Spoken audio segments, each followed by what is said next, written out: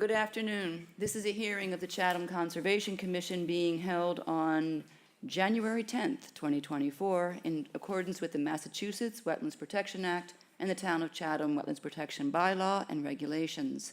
My name's Janet Williams and I serve as the chair. Today's hearing is being broadcast live on Channel 8 and is being recorded for the on-demand archives available on the town's website. It's being conducted in person, by phone, and by video conference. So the agenda, instructions on how to attend, and copies of all documents for review have been posted on the town's website. To all participants, whether you're attending by phone or online, please remain muted unless you have been recognized by the chair. If you're attending by phone, you can mute and unmute by hitting *6. If you are online and not a commissioner, please, thank you, please keep your camera turned off. Oh, you're still on, until you've been recognized. Cameras tend to take up too much bandwidth, thank you. Indicate that you wish to speak by using the raise hand feature on the platform. And when you're recognized, please remember to identify yourself for the record before you ask your question or start your comments. So that we have a record of a quorum attending today, I'll now ask each commission member to indicate their presence. Vice Chair Karen Latin. Present. Bob Rawls. Present. Bob Delvecchio continues to be out on leave. Mary Sullivan. Please mute. Not here yet. Elise Gordon. Present. Cheryl Maservi. Present. And I am here, so we have established a quorum. Yeah, background noise, make sure everybody stays muted unless you're speaking. Mary Sullivan. Hello, Mary, you are here. Okay. So, sorry, I was trying to figure out how to do it. Okay, we're good. We're all I am here. here on my listening. Got it. Thank you. Paul, our question to the conservation agent, Paul Whiteman, about do we have any continuances for today? Good afternoon, Madam Chair, members of the commission. Yes, we do. 18 Pine Drive, which is scheduled for an order of conditions. Kimberly Bullis, map 6C, parcel J11, SE 103648, demolition of existing dwelling, construction of new single-family dwelling. The applicants requested a continuance to February 7th, 2024. In addition to that, we have one more continuance at 414 Fox Hill Road. Christopher LaCroix, map 11M, parcel 5-2, SE 103652, proposed dock replacement. The applicants requested a continuance to February 14th based on my conversation with Attorney Riley this morning. Okay. And do we have a requested continuance for 46 Scattery? Yes, we do. This is Crystal. Oh, hi, Crystal. Okay. Yes, they requested a continuance. I didn't write down To the, January 24th. You wrote, yeah, you sent that to me. So if you are attending for 414 Fox Hill Road, 46 Scattery Road, or 18 Pine Drive, they've all been continued to the dates that we've indicated. So with that, Paul, I think we're ready to start from the top of the agenda. Okay, I'll read off the first one, which was going to be continued. That's 18 Pine Drive, Kimberly Bullis, map 6C, parcel J11, DEP SE 103648, proposed project, demolition of an existing dwelling and construction of a new single-family dwelling. The applicant requested a continuance to February 7th, 2024. All right. I move that we continue 18 Pine Drive to the meeting on February 7th, 2024 for the order of conditions. Gordon, second. Roll call vote. Bob? Aye. Elise? Aye. Karen? Aye. Cheryl? Aye. Mary?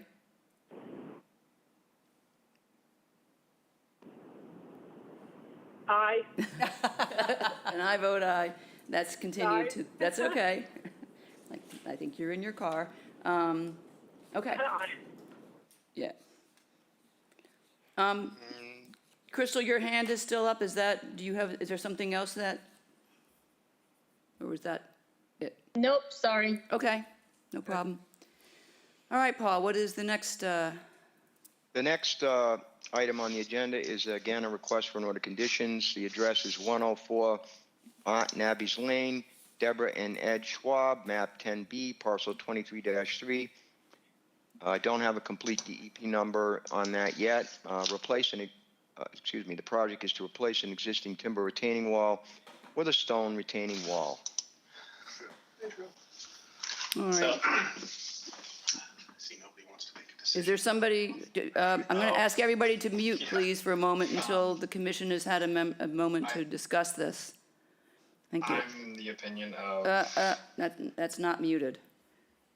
I'm really leaning towards asking them to. Could we There you ask go. you to? That was Mr. Davidson. He just got muted. All right. We're going to have to keep reminding folks today about to keep that mute button. So this draft order has been made available on our Dropbox to members of the commission to look at. It has also been posted on my town gov. While it was under review, there's only one change to it. Yeah, And it's, seems minor, but well taken. The language, I think it's in the variance section, it is. finding 6, thank you. Where it had previously said the commission finds the work in the NDZ is offset by an overall benefit, which is sort of more standardized variance language. In this case, it's been changed to the work in the NDZ, which is in an existing lawn, is not a detriment to the resource area. And that seems more accurate. So we'll make that change. Do any members have any other changes, comments, questions? No. All right, then I think we are ready. Madam Chair, I have a comment, Yes. please. Hi, Stephanie Oh, Seacon. yes, Stephanie, sorry, I'm so sorry. Oh, that's all right. I have your document okay. here. If you want to go through it, Sure. hang on, let me I open can it back read up mine again because writing more easily. I need to run the changes as you are calling them out because they are, yeah, these are changes in, Okay, starting on page 11C. I mistakenly informed the commission that it was their insurance agent or insurance company that noticed the deteriorating wall. It was actually their structural engineer who had been looking at the foundation on the building that noticed the wall. So Okay.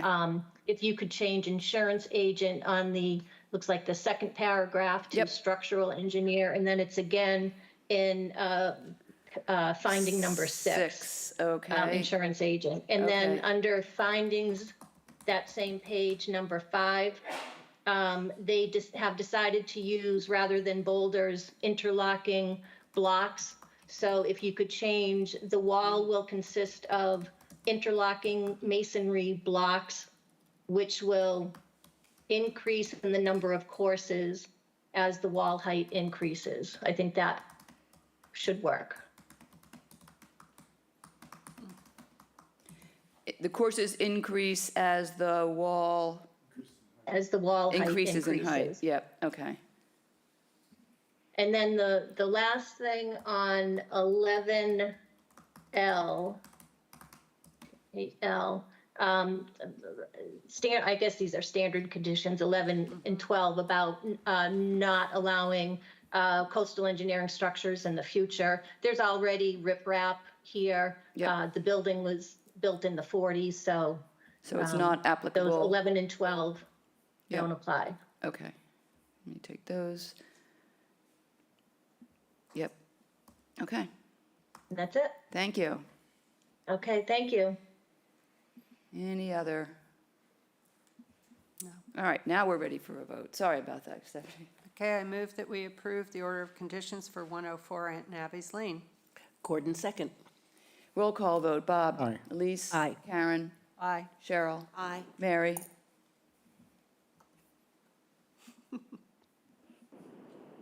Aye. And I vote aye, that's approved. Thank you. Thank you. All right, go ahead, Paul, on to the next one. Next one, Madam Chair, 444 Cockle Cove Road, Brian and Cynthia Casey, map 5B, parcel 12-20, DEP SE 103657. Project is to demolish the existing dwelling and replace it with a new dwelling and propose landscape improvements. That is the project. Okay. Okay, this draft order of conditions has also been posted on my town gov, and a copy was made available for commission members to review and edit in the Dropbox. I am looking at it now, and there are no, there is one additional special condition, because it didn't show the thing coming over. A new proposed special edition, I guess it'll be number 7, following the all lawn areas composed of native fescue, a new condition, no in-ground permanent irrigation will be installed, which is pretty standard, but should always be called out so that everybody's clear. Are there any other condition, questions, comments from the members of the commission? Anybody on the platform? Jen, do you have a question or, yes? Yes, I do. Thank you so much, Madam Chair. Jen Crawford here on behalf of the applicant today. I don't know if John O'Reilly or Mike Ford are in the audience at all, but we were reviewing the order of conditions, and I would like to make a request that because there was no mitigation requirement for this project based on a complete net reduction of square footage, that the language in the order of conditions regarding the requirements of mitigation plantings, if we can remove that and clarify that in the order, I think that that would be very helpful. With the original NOI, I had submitted as part of my letter some language stating as such. So yeah, I'm happy to talk more about that if we should talk more about that. Yep. So, yeah, there are general conditions throughout this that relate to mitigation planting. I'm pulling out the ones I see. Do bear in mind that all of those kinds of conditions are preceded by a section that says the following apply only as applicable. So if we Yes. miss one or two, it does not apply because there is no mitigation. And I think there's a finding. I think, If there is, I missed it. So It does talk about yeah, a that would be mitigation great. area. No, it's not that, okay. says to mitigate for the impacts Yeah. associated, number 2, the Right. finding. Yeah. Yeah, right, because there's no increase. And everything that you're doing and all of the landscape installation work that's ongoing is in the nature of voluntary restoration. So sometimes Yes. orders will talk about restoration areas and those will stay in because they are happening within resource areas. Yep, and the intent with that planting is to be able to provide things beneficial for the project, for wildlife habitat, for soil stability, all of those other things, serving in the interests of the act. But if we can make sure to remove the language that requires the survivability, the monitoring over the Yep. 3 years, that Yep. kind of thing, we would be very Monitoring happy. reports, things like that, okay, yep, Yep, I'll check that. thank you. All right, so we'll have a look at that later today if we survive. Okay, All right, great. thank you, thank you. Much appreciated, thank you. Yeah, all right, I'm putting a big thing up here to remind me to do a universal search. Okay. Any other questions, comments, concerns? With that, I think we're ready for a motion to approve. I move that we approve 444 Cockle Cove Road for an order of conditions. Gordon, second. Roll call vote, Bob? Aye. Elise? Aye. Karen? Aye. Cheryl? Mary? Aye. And I vote aye, that has been approved. Thank you. All right, Paul, I think we move now to the amendments, the requested amendments section. Correct. First on the agenda for requested amendments is 40 Gamies Lane, the Glenview Trust Company, map 15B, parcel 7-4A, DEP SE 103567. The project is proposed addition and associated site improvements. The amendment includes a landscape change to the landscape plan. This is a phase 2 request for an amendment. All right, thank you, Paul. I'll just remind everybody, Phase 1, the request was granted on December the 13th. You did supply all of the substantiating documentation at that time, so nothing new has been required. But we are now at the point of reviewing the substance of your request. So I turn it over to you. Thank you. Tom Mulcahy with Mulcahy Design Group. I'm the landscape designer representing the clients at 40 Gamies Lane.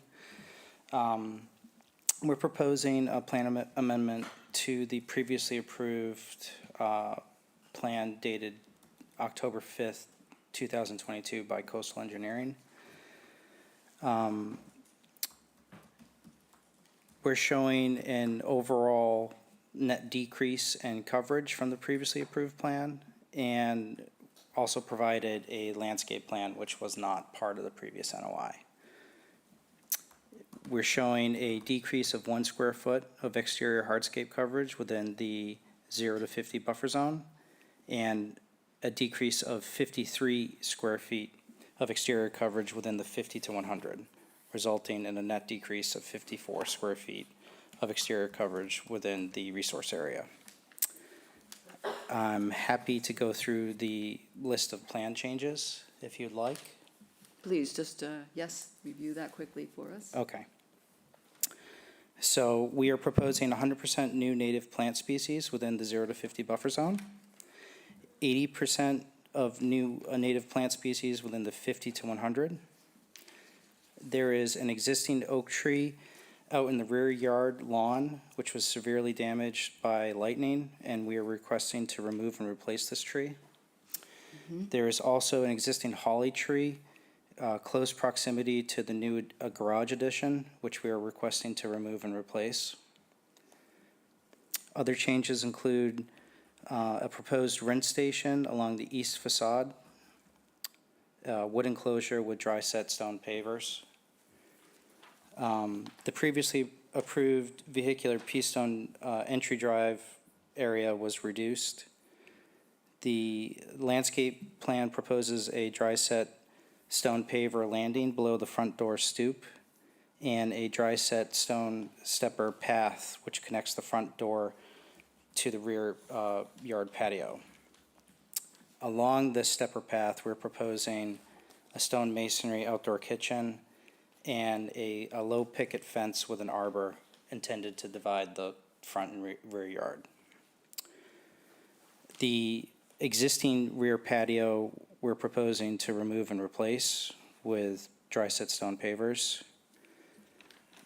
There are no gutters, so on the previously approved plan, there were dry wells proposed, but there's no gutters on the architecture, so on this plan, we're proposing native crushed stone drip edge along the facade to capture the roof runoff. And there's an existing generator in the 0 to 50, and we're proposing to relocate it within the 50 to 100. And out near the entry to the property where the previously approved rain garden was located, there's a lawn path, and the client would like to propose a wood gate there to kind of close off that lawn path. And that's it. Thank you.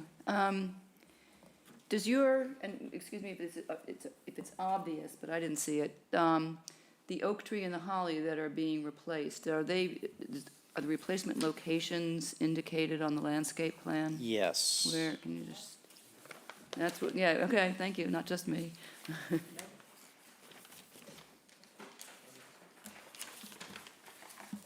Yeah, they're called out on the planting plan, sheet L4. L4.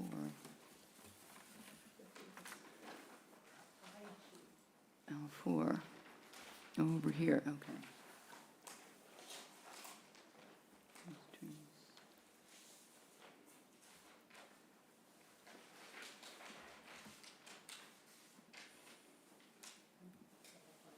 Me too. And I believe I I'm gonna, pointed all it right, out so on. I'm sharing up here, if you can direct our attention, there's a laser pointer, perhaps, on that, is there? I don't think so. I can just show you. You're not allowed to, don't say, you can walk away, but you can't say anything. Oh, okay. Right here? Okay, let me see. Existing holly tree to be removed and replaced proximity concern to the new building, but where is the new location?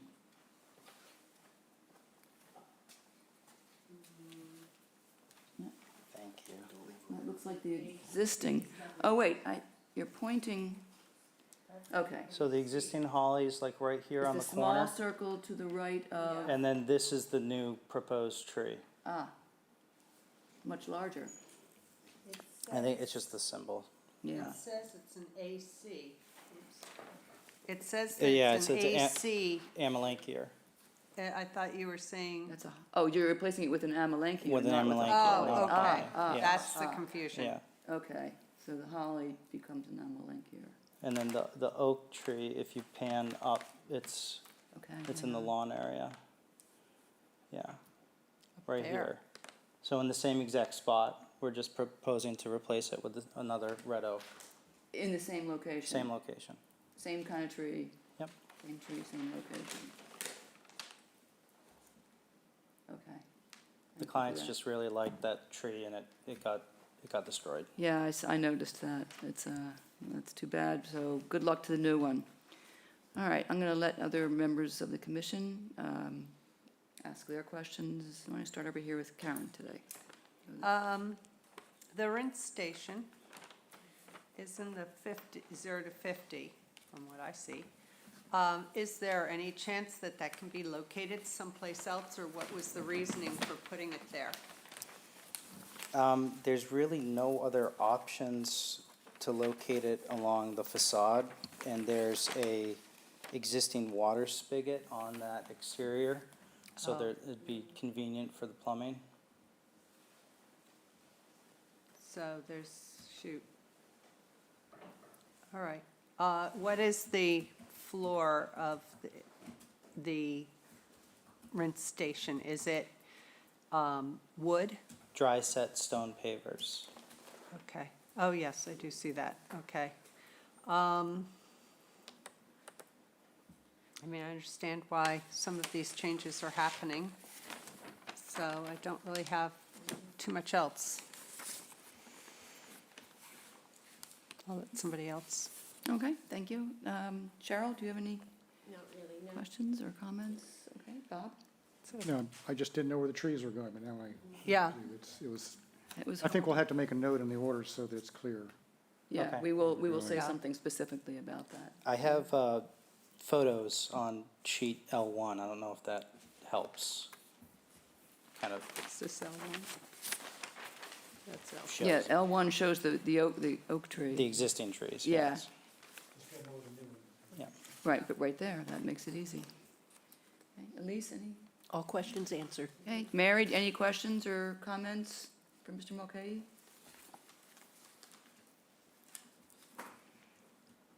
Guess Going, going on.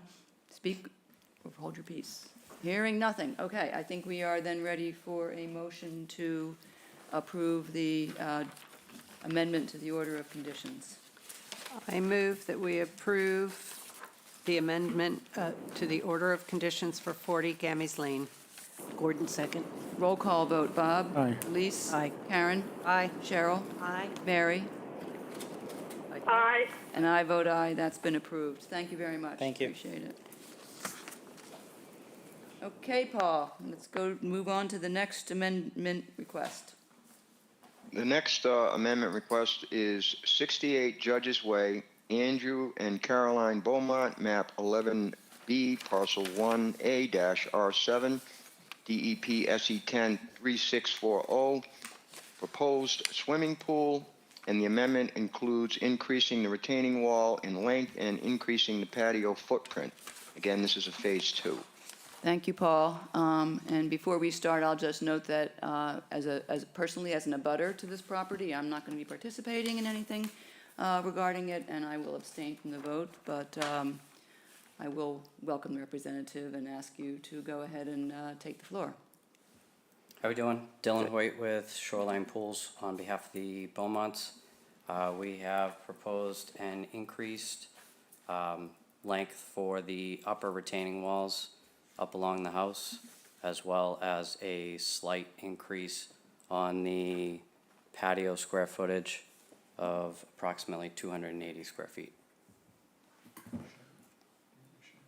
Oh, I can do that.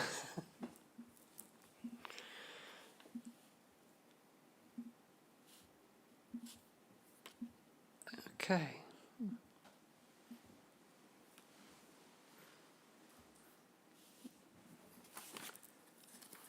Okay, so if you want to use the pointer to illustrate anything, feel free to do that.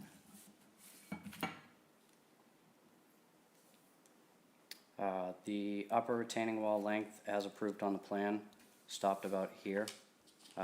We have proposed to increase that length on this side, as well as this side was a minor increase to help retain that upper existing grade. And the existing patio is about 4 feet on this side. We propose to extend that about 6 feet, and then an addition to help that patio space flow better. All right. Why don't we see if commissioners have any questions? Bob? I guess I have a couple. The original submission that was approved called for an equivalent amount of mitigation for the amount of increased coverage. And now you're increasing coverage more. Yep, the owners are open to an additional increase on the mitigation area, equivalent to the additional patio requested. That's good. I think it should have been just included, because it obviously is required, so we just need to see the details of that. Okay. Where it's going, what's going to be planted, and so forth. Also, before, there was a site plan submitted, and this is referred to as a certified pool plan. It would seem that the site plan should be updated with this. Believe it was the same plan if I'm, It may be the I'm same not plan, but it had a mistaken. different name. And normally, we're looking for a site plan. So either, I would suggest either renaming this and submit it as a site plan, or update the original site plan so that it includes this information, because we don't, it looks like it's a site plan, but it's not called a site plan. So for official records, it gets a little confusing, especially since there was a site plan originally submitted. okay.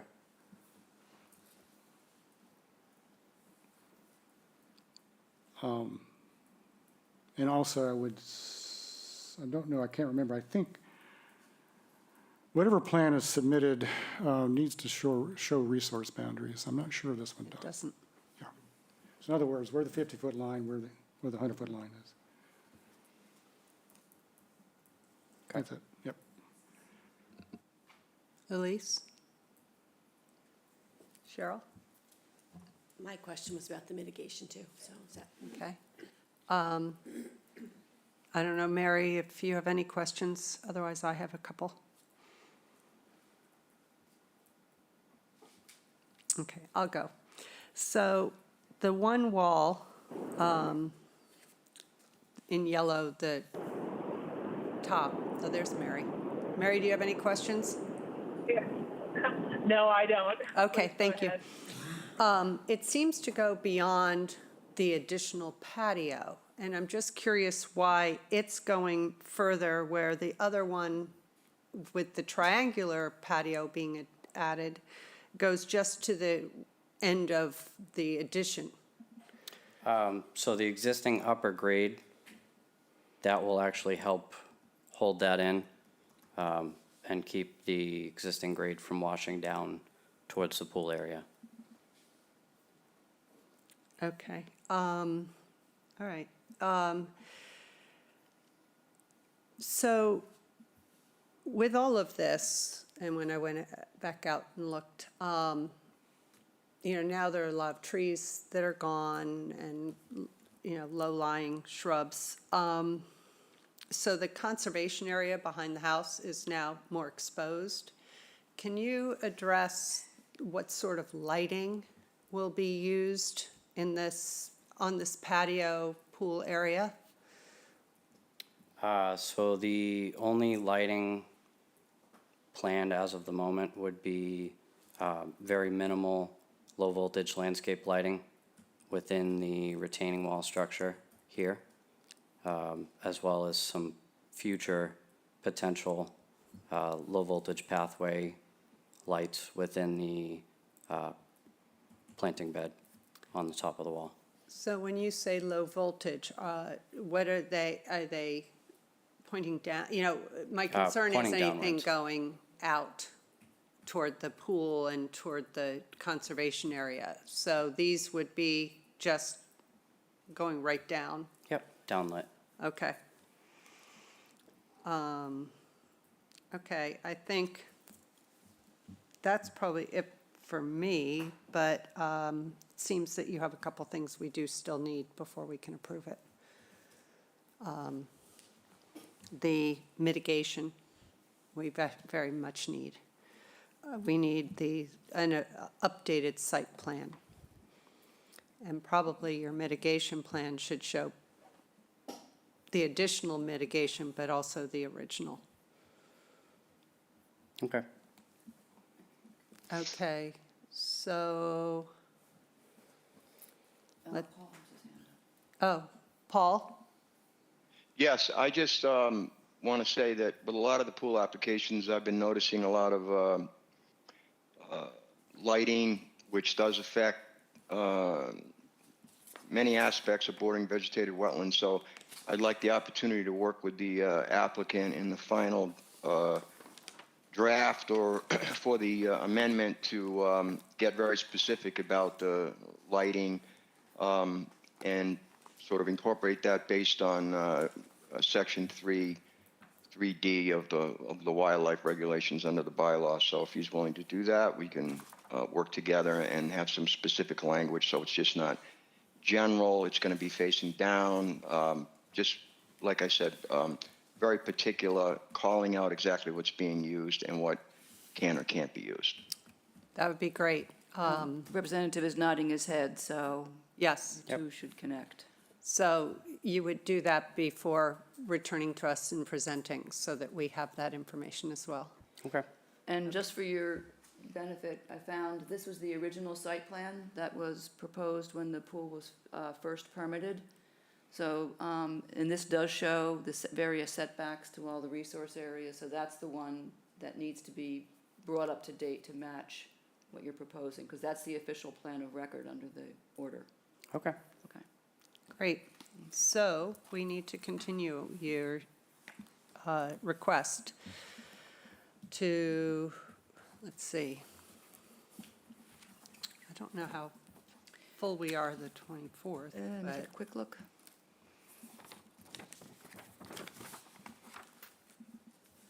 Well, we have the airport. I That's think all we day. should try and do the 7th.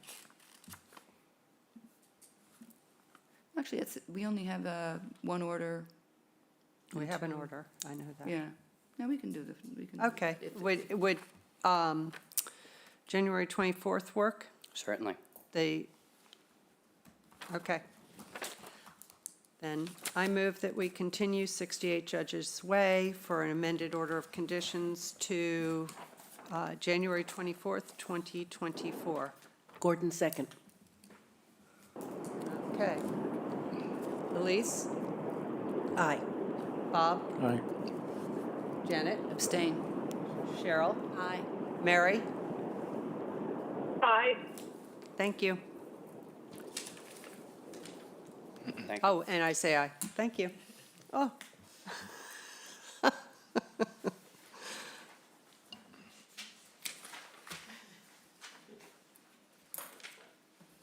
Hello.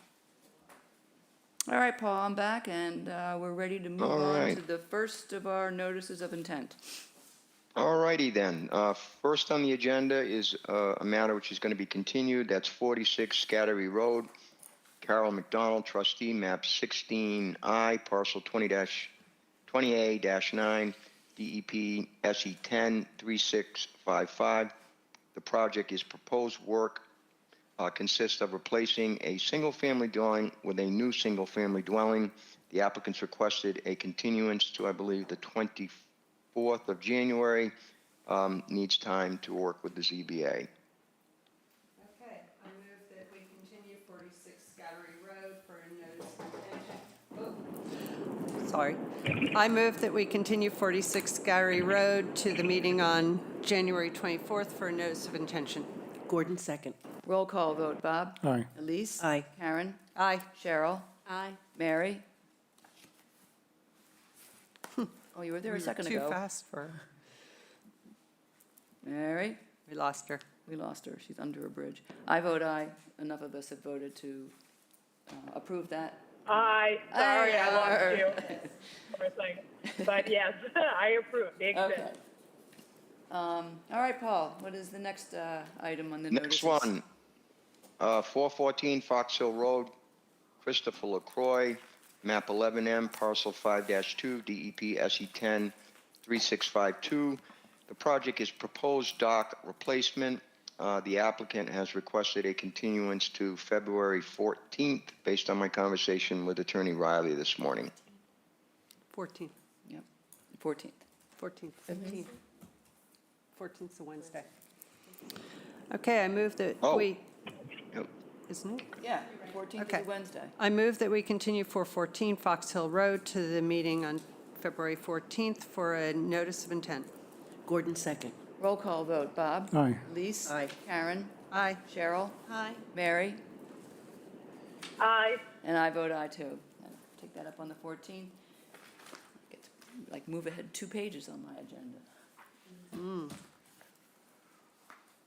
Okay, all right, Paul. All right. Next matter. Next on the agenda, next is 23 Wilkie Way, William Riley, map 1710, parcel 9-F10. I don't have a DEPSE number. Project is removal of invasive plants, new planting, new gravel infiltration strips at residence and garage, new bank bark mulch and crushed shell driveway, new walkway and steps, and new fencing. That is the project. Paul, do you know why there's no DEP number? We've had this since July.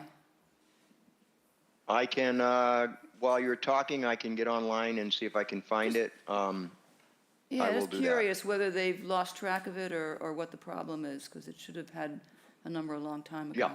Okay, I will check it out while you're all deliberating. okay, thank you. Is there somebody online representing the project 23 Wilkie Way?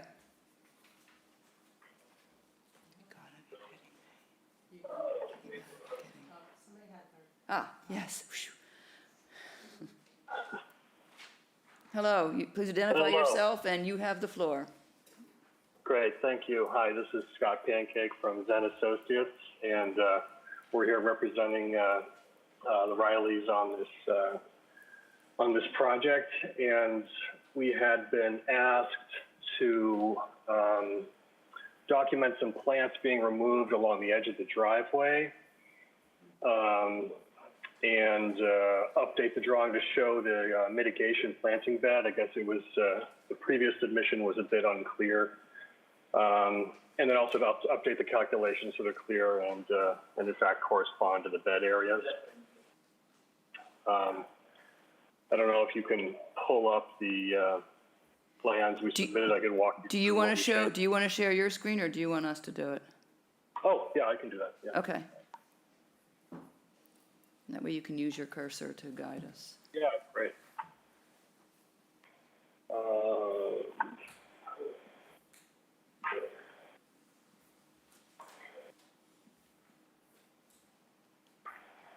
Yep. Okay. So this is, zoom out a little bit here. We've added this photo to show the area along the driveway which we plan to, where we plan to remove part of this existing planting bed. And part of it is lawn, but yeah, part of it is the planting bed. There's a couple of miscanthus here that we expect to remove, as well as some gray dogwood and some assorted perennials as well.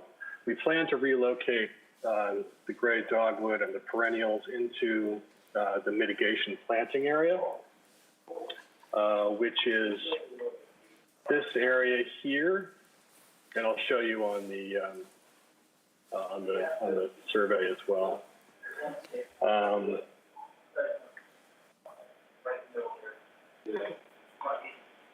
This is the planned mitigation area here, connecting up with the existing natural plants area so that that all does remain contiguous.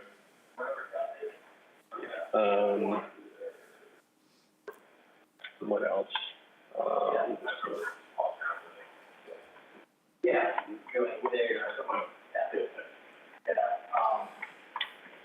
And then the calculations here have been updated to show the correct areas of hardscape within the net change within the 50-foot and within the 50 to 100-foot as well.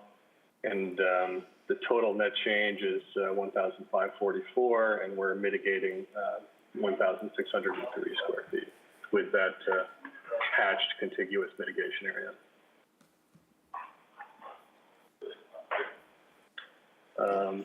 Do you have any questions on that? Okay, thank you. Thank you for that. I'm still getting some background noise, so if there's anybody else on the platform who has their sound on, their audio on, please make sure you mute it so we don't have that. I'll just note in passing right away that thank you for listening to us. Took us a while, but we got there to create the mitigation area all in one large area that's adjacent to existing wetland resource area, which is better, far better than what it had been, so appreciate that. And thank you also for identifying the area of the driveway that is, the plants are coming out. And so the gray dogwood, and you said some perennials will be relocated. Is that specified on here, which ones are going to be preserved and relocated?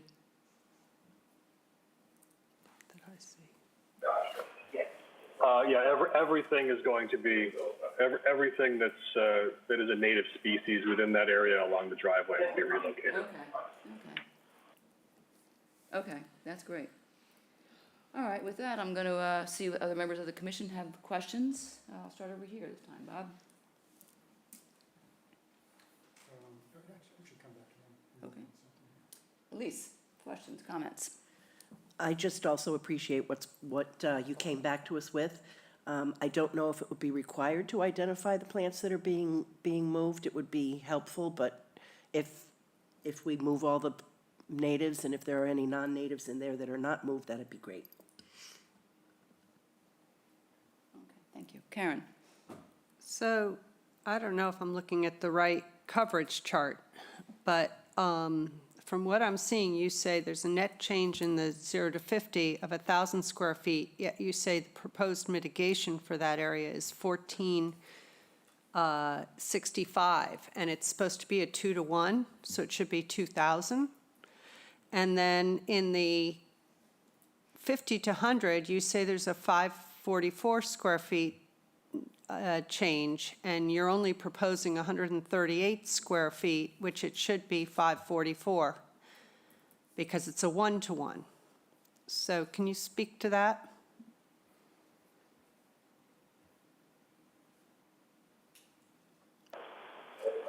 I believe we have the representative from the surveyor on the line here.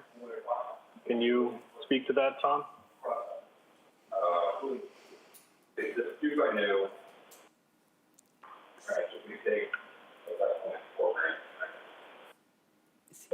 Yeah.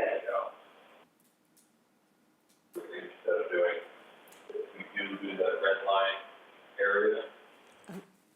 We're having trouble hearing. If someone's speaking, we're not really hearing it. Can somebody identify yourself and walk us through the coverage and mitigation calculations?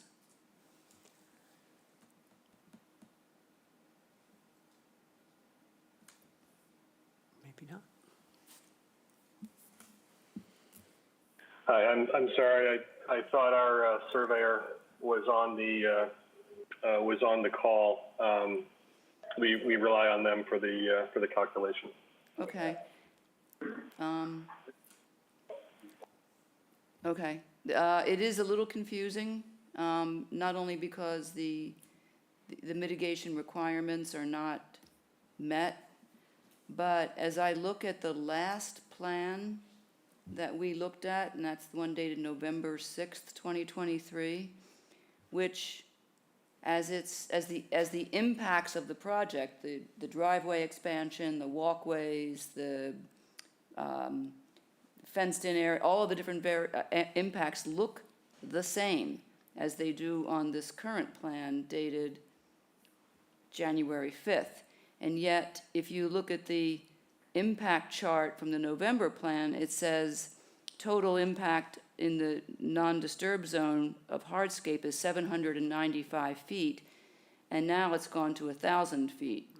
So it's hard to say where that additional 200 square feet of increase is coming from. And similarly, on the outer aura, you've got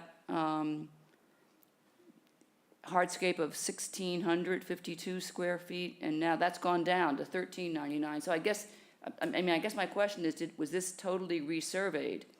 So that, what explains these differences in these measurements? Yep.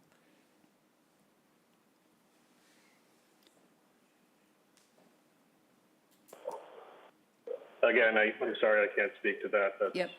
Okay, so if we continue this, can you reach out to the surveyors and have them available to address these questions? Because we're stuck here until we can come to a clear understanding of the total amounts of the impacts and the total amounts of the mitigation. You've got it in the right place. We just have to make sure that it's adequate to compensate for the impacts. Yeah, and Yeah, Bob has a couple, all right, Bob, before we get to that, Bob has a few other questions. In addition to the confusion over the mitigation, it looks to me like with your current numbers, you should have 2,544 square feet, but you'll look at all that. Also, my notes say that we were supposed to see a mow strip between the mitigation and the invasives next to the mitigation, and I don't see anything depicted. That was another. And also, in the new plan where you were talking about plant beds to the south edge of the proposed mitigation area, there's 2 plant beds. We got into a bit of a situation in the beginning when we were talking about this project. It was our objection to having planting beds being considered part of mitigation areas. And just want to make sure that you're proposing that these 2 planting beds are part of your mitigation. Which two are we talking about? When they're part of That are- those 2 planting beds They're within the are part of mitigation. mitigation. Yeah, we had asked that the references to planting beds on the plan that are not part of the mitigation be removed, so that there's no confusion about why a planting bed that's not part of mitigation is there. When I looked at this, I kind of sighed and said, okay, at least they're not red hatched, so I can get that they are simply landscape beds, that they're not part of the mitigation, but But they do still need to meet the criteria of native, yeah, because they are within resource area. our resource area, so, just so you know.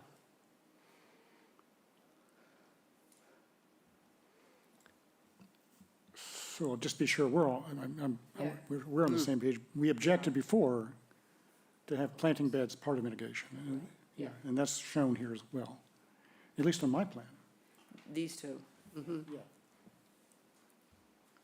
Which is the same thing we were objecting to originally. Well, I would say that if that mitigation area has been expanded to include those planting beds, so long as they are part of the mitigation area and planted with valuable native plants, I don't particularly care if they. I'm trying to remember the reasons why we had a problem with it originally.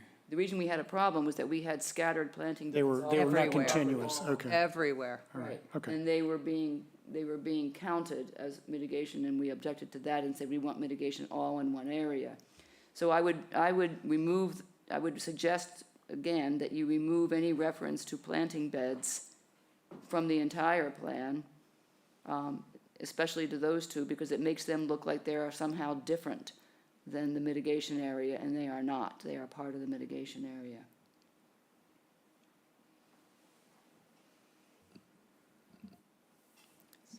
Scott, are you there? Are you getting all this?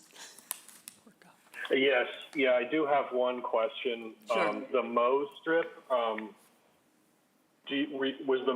wasn't aware of the Mow strip requirement. Was that something you're looking for between the existing wetland resource and the mitigation area, or is that the? Yes, yes. Okay. The reason is, if you don't do something like that, and there's actually no reason to say this is truly effective, but it's better than just having a sea of invasives directly adjacent to a mitigation area, because what will happen is the mitigation area will become invaded.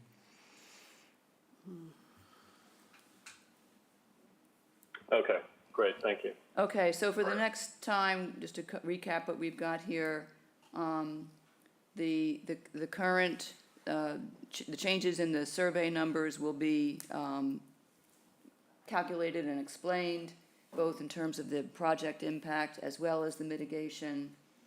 You'll remove plant beds designations from the plan. You'll add the Mow strip between the proposed mitigation area and the area of invasives that is adjacent to it. And you will make sure, double check that the mitigation that's being proposed is the adequate amount based on our regulatory requirements. Am I missing? 2 to 1. So it's 2 to 1 in the no disturb zone, and it's 1 to 1 in the outer aura, but you can see that in the regulations. Is there anything else? Is that Scott with the hand up? Yeah, Scott, is your hand, Paul? Do you have a hand? Paul's hand is Yeah, up. Okay, Paul. Madam Chair, I checked the portal, and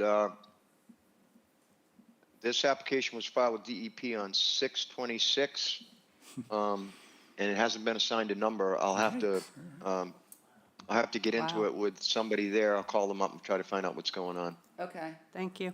All right, That'll you're welcome. help. So Scott, how long do you think it'll take to make these changes, and when should we schedule another hearing? We could do the 24th if everything was done by, at the latest, the 19th. We need things turned in by the Friday before the hearing, or the next hearing date after that is February 7th.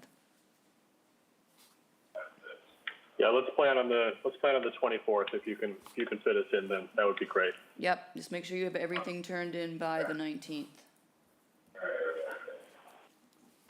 Okay, great, thank you. Okay, I move that we continue 23 Wilkie Way to the meeting on January 24th, 2024 for a notice of intent. Gordon, second.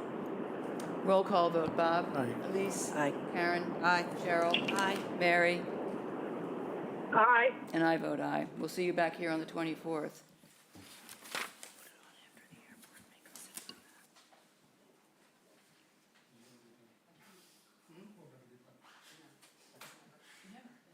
All right, Paul. Right, Paul, we're ready to move on to the next one, please. Oh, there's next a hand notice- raised. Hold on, there's a, Okay. Right. Madam Brad. Chair, Yes. I'm just announcing that I'm here, that's all. Oh, okay, Madam Chair. hello, okay. Hi. All right, we're moving on. Moving on.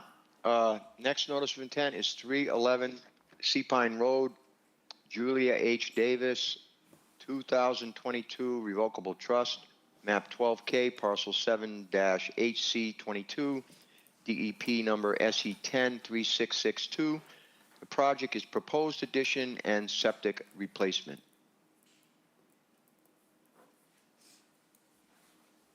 Okay, you can go ahead, Mr. Mallow.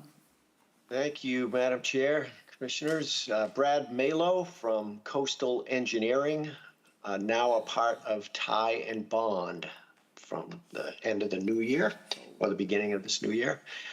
I'm representing Julie and Dick Davis on this project, and we have a proposed addition on the site.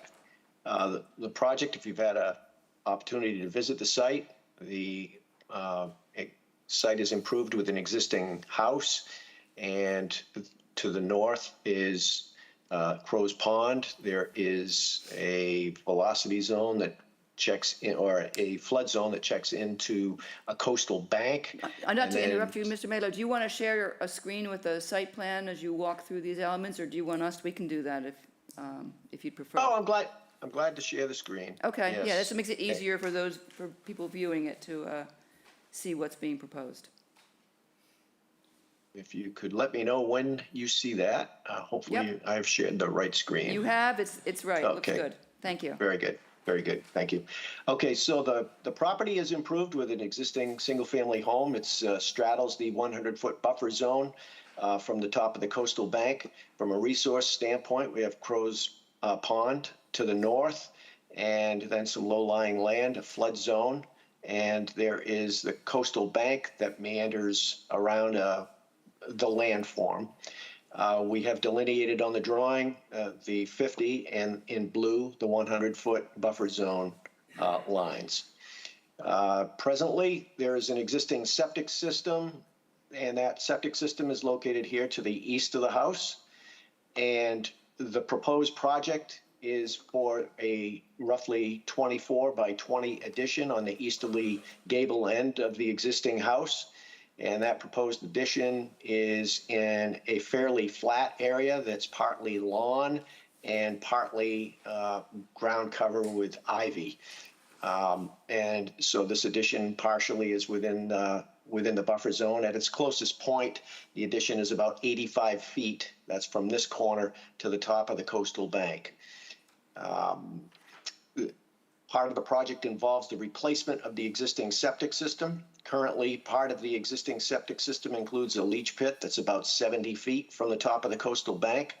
That will be, we're proposing that would be abandoned in place, so that would involve pumping it, collapsing it, filling it with sand, and the new system would be constructed entirely outside of the 100-foot buffer zone in this location with an IA system. There are no grade changes proposed, in that this addition is in fairly level ground. There is one small wooden step on the north end of the house proposed, and roughly the total area of coverage for the project within the buffer zone is about 329 square feet. And that is, as you see, between the 50 and the 100-foot buffer zone. In this case, we're proposing mitigation in a comparable area of 330 square feet, but that mitigation would take place in the 0 to 50-foot buffer zone, which would be revegetating an area with native species that of preference to the Conservation Commission to replace part of the existing lawn right along the top of the slope in this area. The roof runoff would all be contained within the existing roof runoff systems via gutters and downspouts. And the area within the buffer zone that is disturbed would be replaced with native species. And if you have any questions, I'd be glad to try to answer them. Okay, thank you very much. It was a great overview. One quick question I had was, are there any trees that are slated to be removed? There seems to be at least one, if not two, close to or within that proposed addition area. Yes, Madam Chair, I'm no arborist, but I think it's a black cherry, maybe somewhere off of this corner of the building, as I see it, and that would be certainly need to be removed. And that's for the addition. Because of the placement of the septic system, there are some other trees. There's a cluster of trees out in this area beyond the buffer zone that would need to be removed for the installation of the system. Okay, as long as those trees are in a resource area, we would need to have those marked on the site plan and identified so that when certificate of compliance time comes around, it's clear that they've been approved for removal. We do have a tree removal replacement requirement in our regulations. So in terms of what's going into the proposed mitigation area, are you proposing replacement trees there, or would you plant them somewhere else on the site? Somewhere else on the site, in view of the fact that the proposed mitigation is really placing any kind of vertical element in here of substance is going to diminish the view from the home. So we are proposing some low shrub or native type grasses, as the Davises have done around the perimeter of their house, that as they presently exist. Okay, so then what we would ask that is you not only identify on the plan the trees that are being slated for removal, but also the location of the replacement trees, along with the detail of the species, the size, species and size. That's probably the most important parts that we need. And Madam location. Chair, is that anything that can be conditioned and coordinated directly with staff? No. I just heard a Okay. resounding no up here. We want to see that ahead of time and approve that before we move forward. Understood. Yep. We don't even have a mitigation plan. Well, that's a good point. Do you want to address that? Yeah, we need a mitigation plan. You can't just tell us that native plants are going in. We need to know what is going in and where. You've got the location on the site plan, but usually we also get a mitigation plan so that, you know, we're aware of what's going to be done, and eventually when the project is done and our agent goes out to give you a certificate of completion, they can be sure that it's been, what was proposed has been done. No, I understand that that's typically the case through the chair. I understand that that's typically the case. I think in this case, with 300 square feet of mitigation, we We're hoping. looked at going this route and respectful of the commission's request and glad to accommodate. Thank you. You know, we do have a mitigation note indicating that, you know, of native species or what is in line with the commission's wishes, but I do understand the request, and we're glad to accommodate. Thank you. Anything else? Well, you have relocate AC units as necessary, and it's outside of our jurisdiction where they are currently. I just want to be sure that you don't have it, from what I can see, a location where they might be placed, and I want to know that that's not in our jurisdiction. So it would be good if you could put that on the plan where it's necessary to move them, which it looks like it is since the addition's going on top of one that's pictured, where it's being placed afterwards. Yeah, it may not be clear, but this is the proposed relocation as this existing unit would be Okay. relocated outside. So it is outside Yeah. of the 100-foot buffer zone. I think it probably would be good if you would just mark that that's where the relocation is going to take place. I had a feeling that was what it was, but I didn't want to assume. Yeah, get rid of the as Understood. necessary. Well, just, They are- or say this is the proposed location for the as-necessary AC unit. Just so that it's on the plan and everybody understands what that is. That's all I had. Thank you. Cheryl? I just wrote that they needed a mitigation plan. Yeah. Yep. Bob? Yeah, that was my issue. I also note that all over this property, there's English ivy growing up on essentially every tree on the property. And all things being equal, I would have not been unhappy for you to come back and say, we'll remove all the English ivy, but I'm just throwing that out there.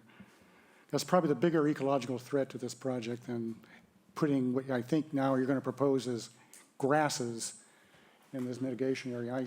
I'm just going to let you know in advance, though, that when we talk about a mitigation area, we're usually talking about an area that has some diversity into it. And when you say it would obstruct the views, I think the views from the from the house or from the deck or whatever it is, the patio is substantially higher than that area. So I don't know if it needs to be all that low. But anyway, we'll talk about that when you make your proposal.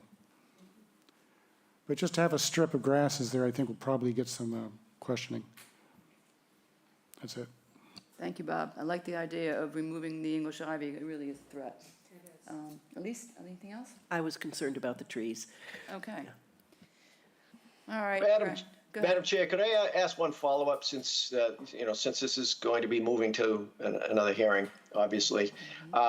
In terms of the English ivy, would the commission consider the removal of the English ivy and then replacement with a, more of a diverse native community of vegetation as a mitigation item in this case?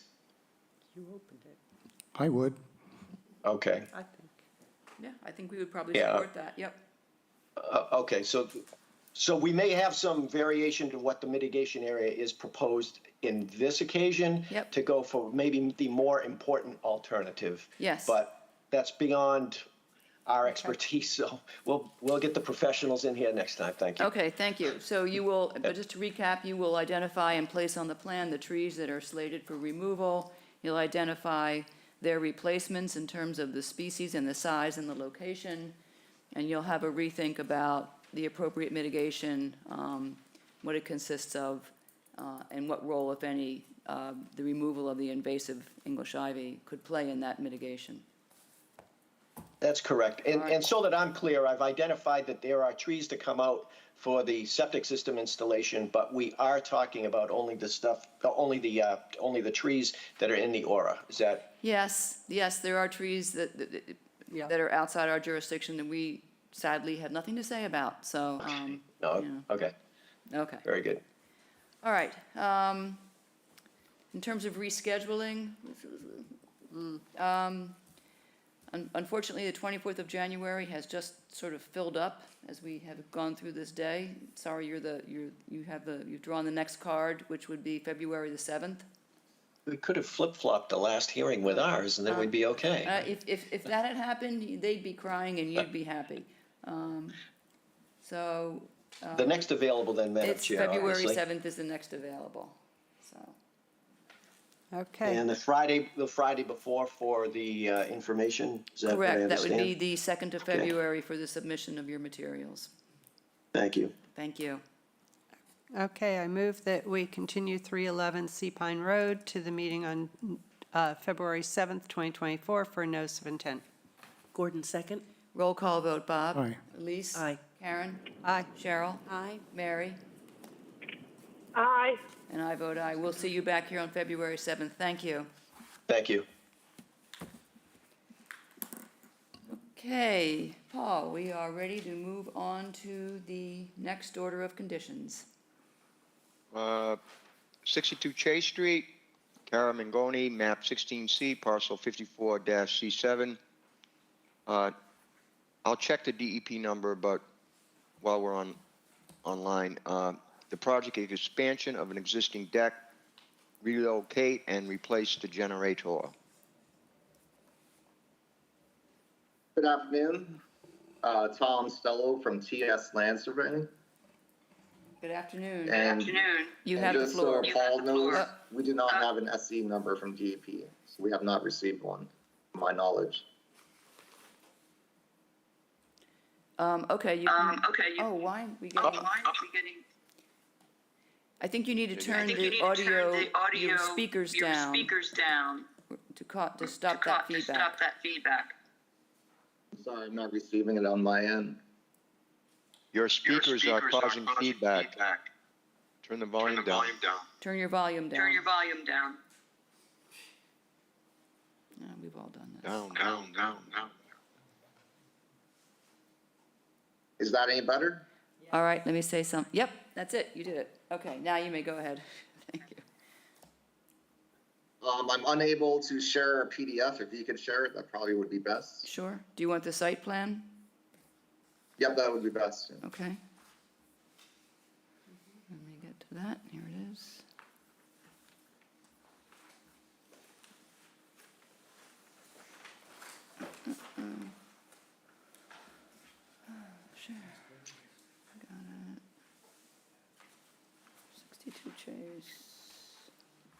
All right, hang on, let me slide up and over.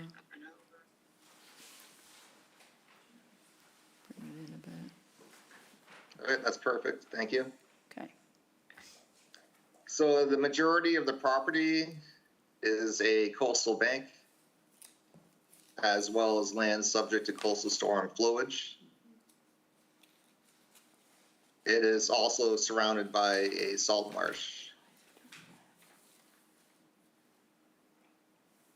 The applicants are proposing to expand the existing deck, the majority of which is located on the coastal bank.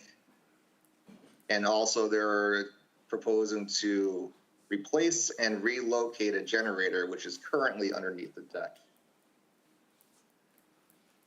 Because these, both of these activities take place on the resource area, we are requesting a variance. And for mitigation, the applicants are proposing to remove ivy that is located underneath the deck and portion on the outside. And they're also proposing to remove a 65 square foot concrete patio and to have a portion replaced with some pervious material. Other than that, it's pretty straightforward. It does require ZBA approval. We have not filed with ZBA as of yet. And we do need to make one small revision to the plan before we can file with ZBA. And that revision is that we have to take off a little piece of the deck closest to the street so that complies with the street setback. And I believe we'll be removing about 10 square feet, most of which would be outside the resource area. In this area? Yeah, right in that area, here? exactly. Okay. Yep. Yeah. Perfect. Okay, is that it? Yeah, that's it. It's a pretty straightforward project. I assume everyone's been out there, and most of the property is developed, with the stone driveway, building, lawn. If you have any questions, please, I'll be happy to answer them. All right, thank you very much. Maybe I'll start at the end down here with Elise this time. Uh-oh, she's gonna cough. I'll start her down here with Cheryl. Go and move this direction. I don't have anything at this time. Oh, don't turn your volume back up. Put it back down. Okay. Nope. You still getting feedback from me? Yeah, there you go. Is that better? Yeah, it's better now. Okay, Karen, questions? I can barely hear you now, though, but I'm doing my best. Oh.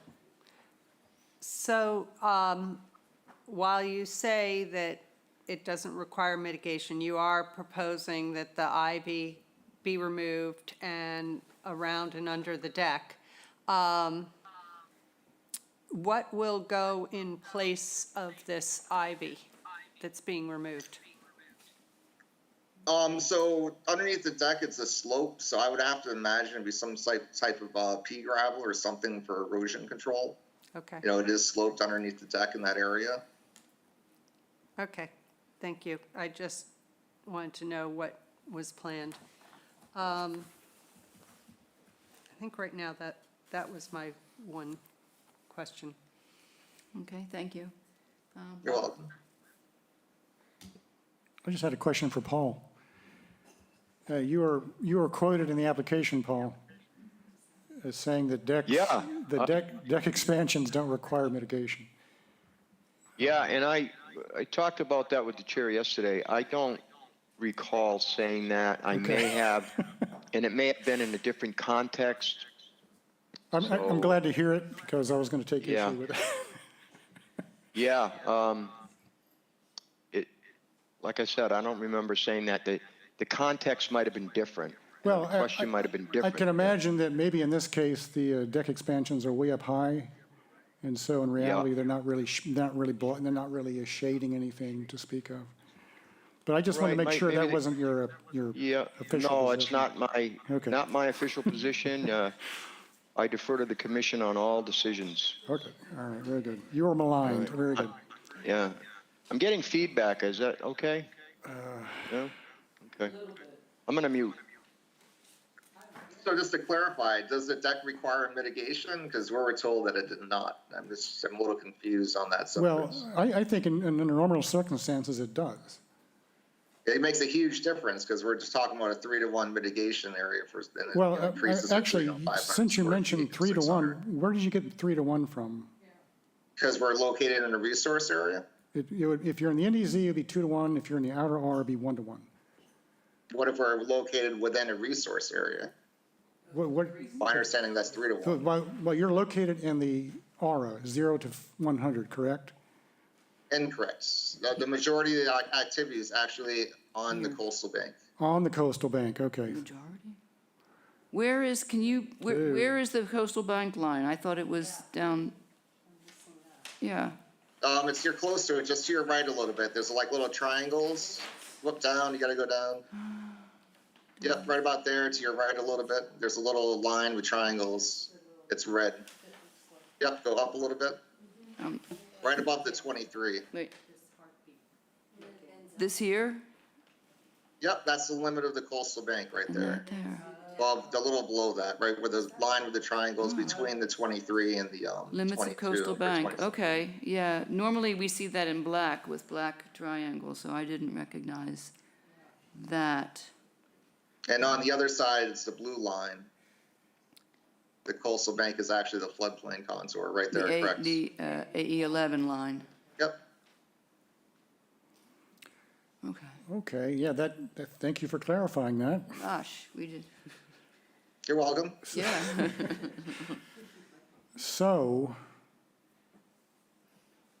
we may need to have a rethink on just how much technically you're required to mitigate. Well, we know it's going to be around 500 to 600 square feet if the deck is included. And, I have discussed with the applicant, who should be in your audience as well. She said she was going to attend in person. And, we're discussing about letting a certain part of the area, adjacent to the salt marsh to naturalize in order to, be in compliance with that number.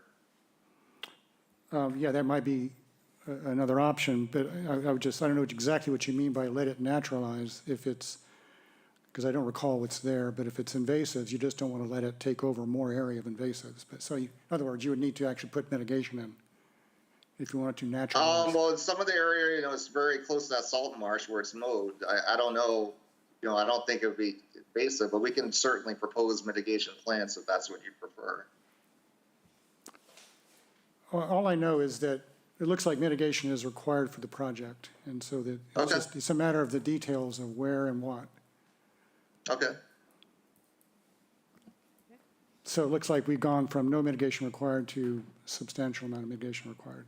We have. Yes, we have. Okay. I'm sorry for that misunderstanding. I think none of us recognized those aspects of the site plan as indicating the coastal bank was right there. We were very focused on the salt marsh. But if you have, if there is an area contiguous to the salt marsh that can be enhanced and make sure there's no invasives and let that naturalize, that would be, at least in my view, something that I'd be happy to look at. Okay. Okay, Paul has his hand up. Is that an old hand or a new one? Thank you, Madam Chair. I just wanted to clarify, I looked at some emails while you were discussing. I think there was some confusion going back and forth. What I indicated that if a deck is out of the 50 or 100, there's no mitigation required. And I think that maybe got misconstrued. Yeah, by saying out of the 50 and 100, you mean out of jurisdiction, not Yeah, out of jurisdiction, out of the 50 and right. 100 and into the Yeah. resource area. Okay, well, there's a big Correct. difference. Yeah, We were aware there's some confusion, so we had looked at it both ways. okay. So, all right, so do you understand where we are and what we're asking you to have another look at and come back with? Sure. Now, is this something we need to come back before we go to ZBA, or would you like it? Can we wait till after ZBA approval? If you haven't filed with ZBA yet, I would encourage you to do so as soon as possible. That is our plan. We will not be able to go very far down this process until you've filed, and we won't be able to issue an order of conditions until you've at least had your first hearing. So. Correct. So you should get that done ASAP, and then we can schedule this to have another look at what you're proposing for mitigation on February 7th, which should give you time to get filed, get your hearing date, and I don't think you'll have a hearing by then, but, you'll be close.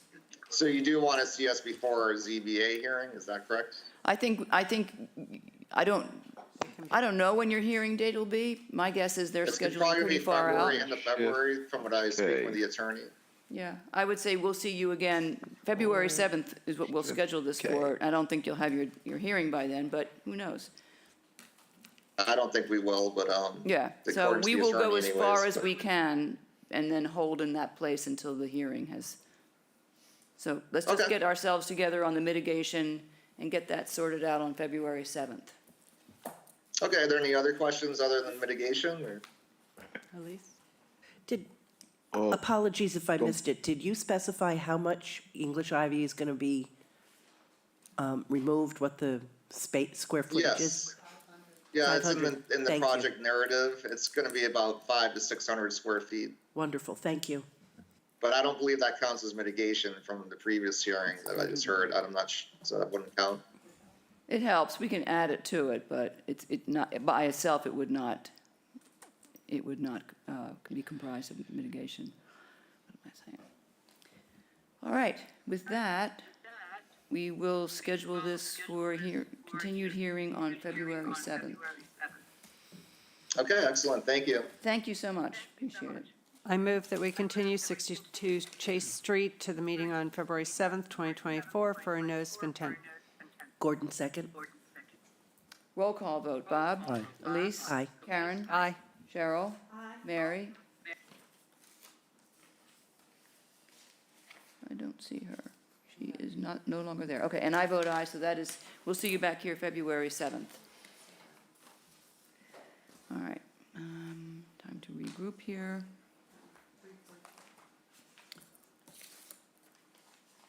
$3:44. Nope. All right, Paul, we're ready to move on to the next one.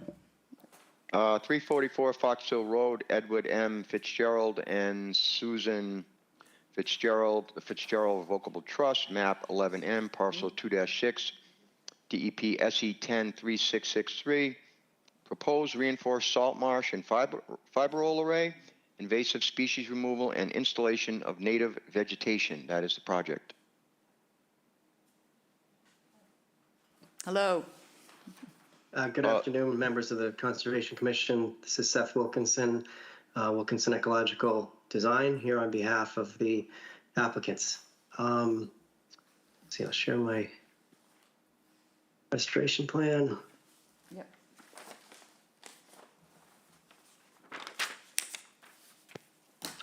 This is exclusively a resource improvement project. All Wilkinson Ecological Designs have resource improvement. That's what ecological restoration is. But this one does not happen to have any pervious coverage or proposed development per se. So I'm happy to be presenting it today. The goals of the project are restoration and conservation of a native plant community on the coastal bank and portions of the NDZ, near the entire NDZ.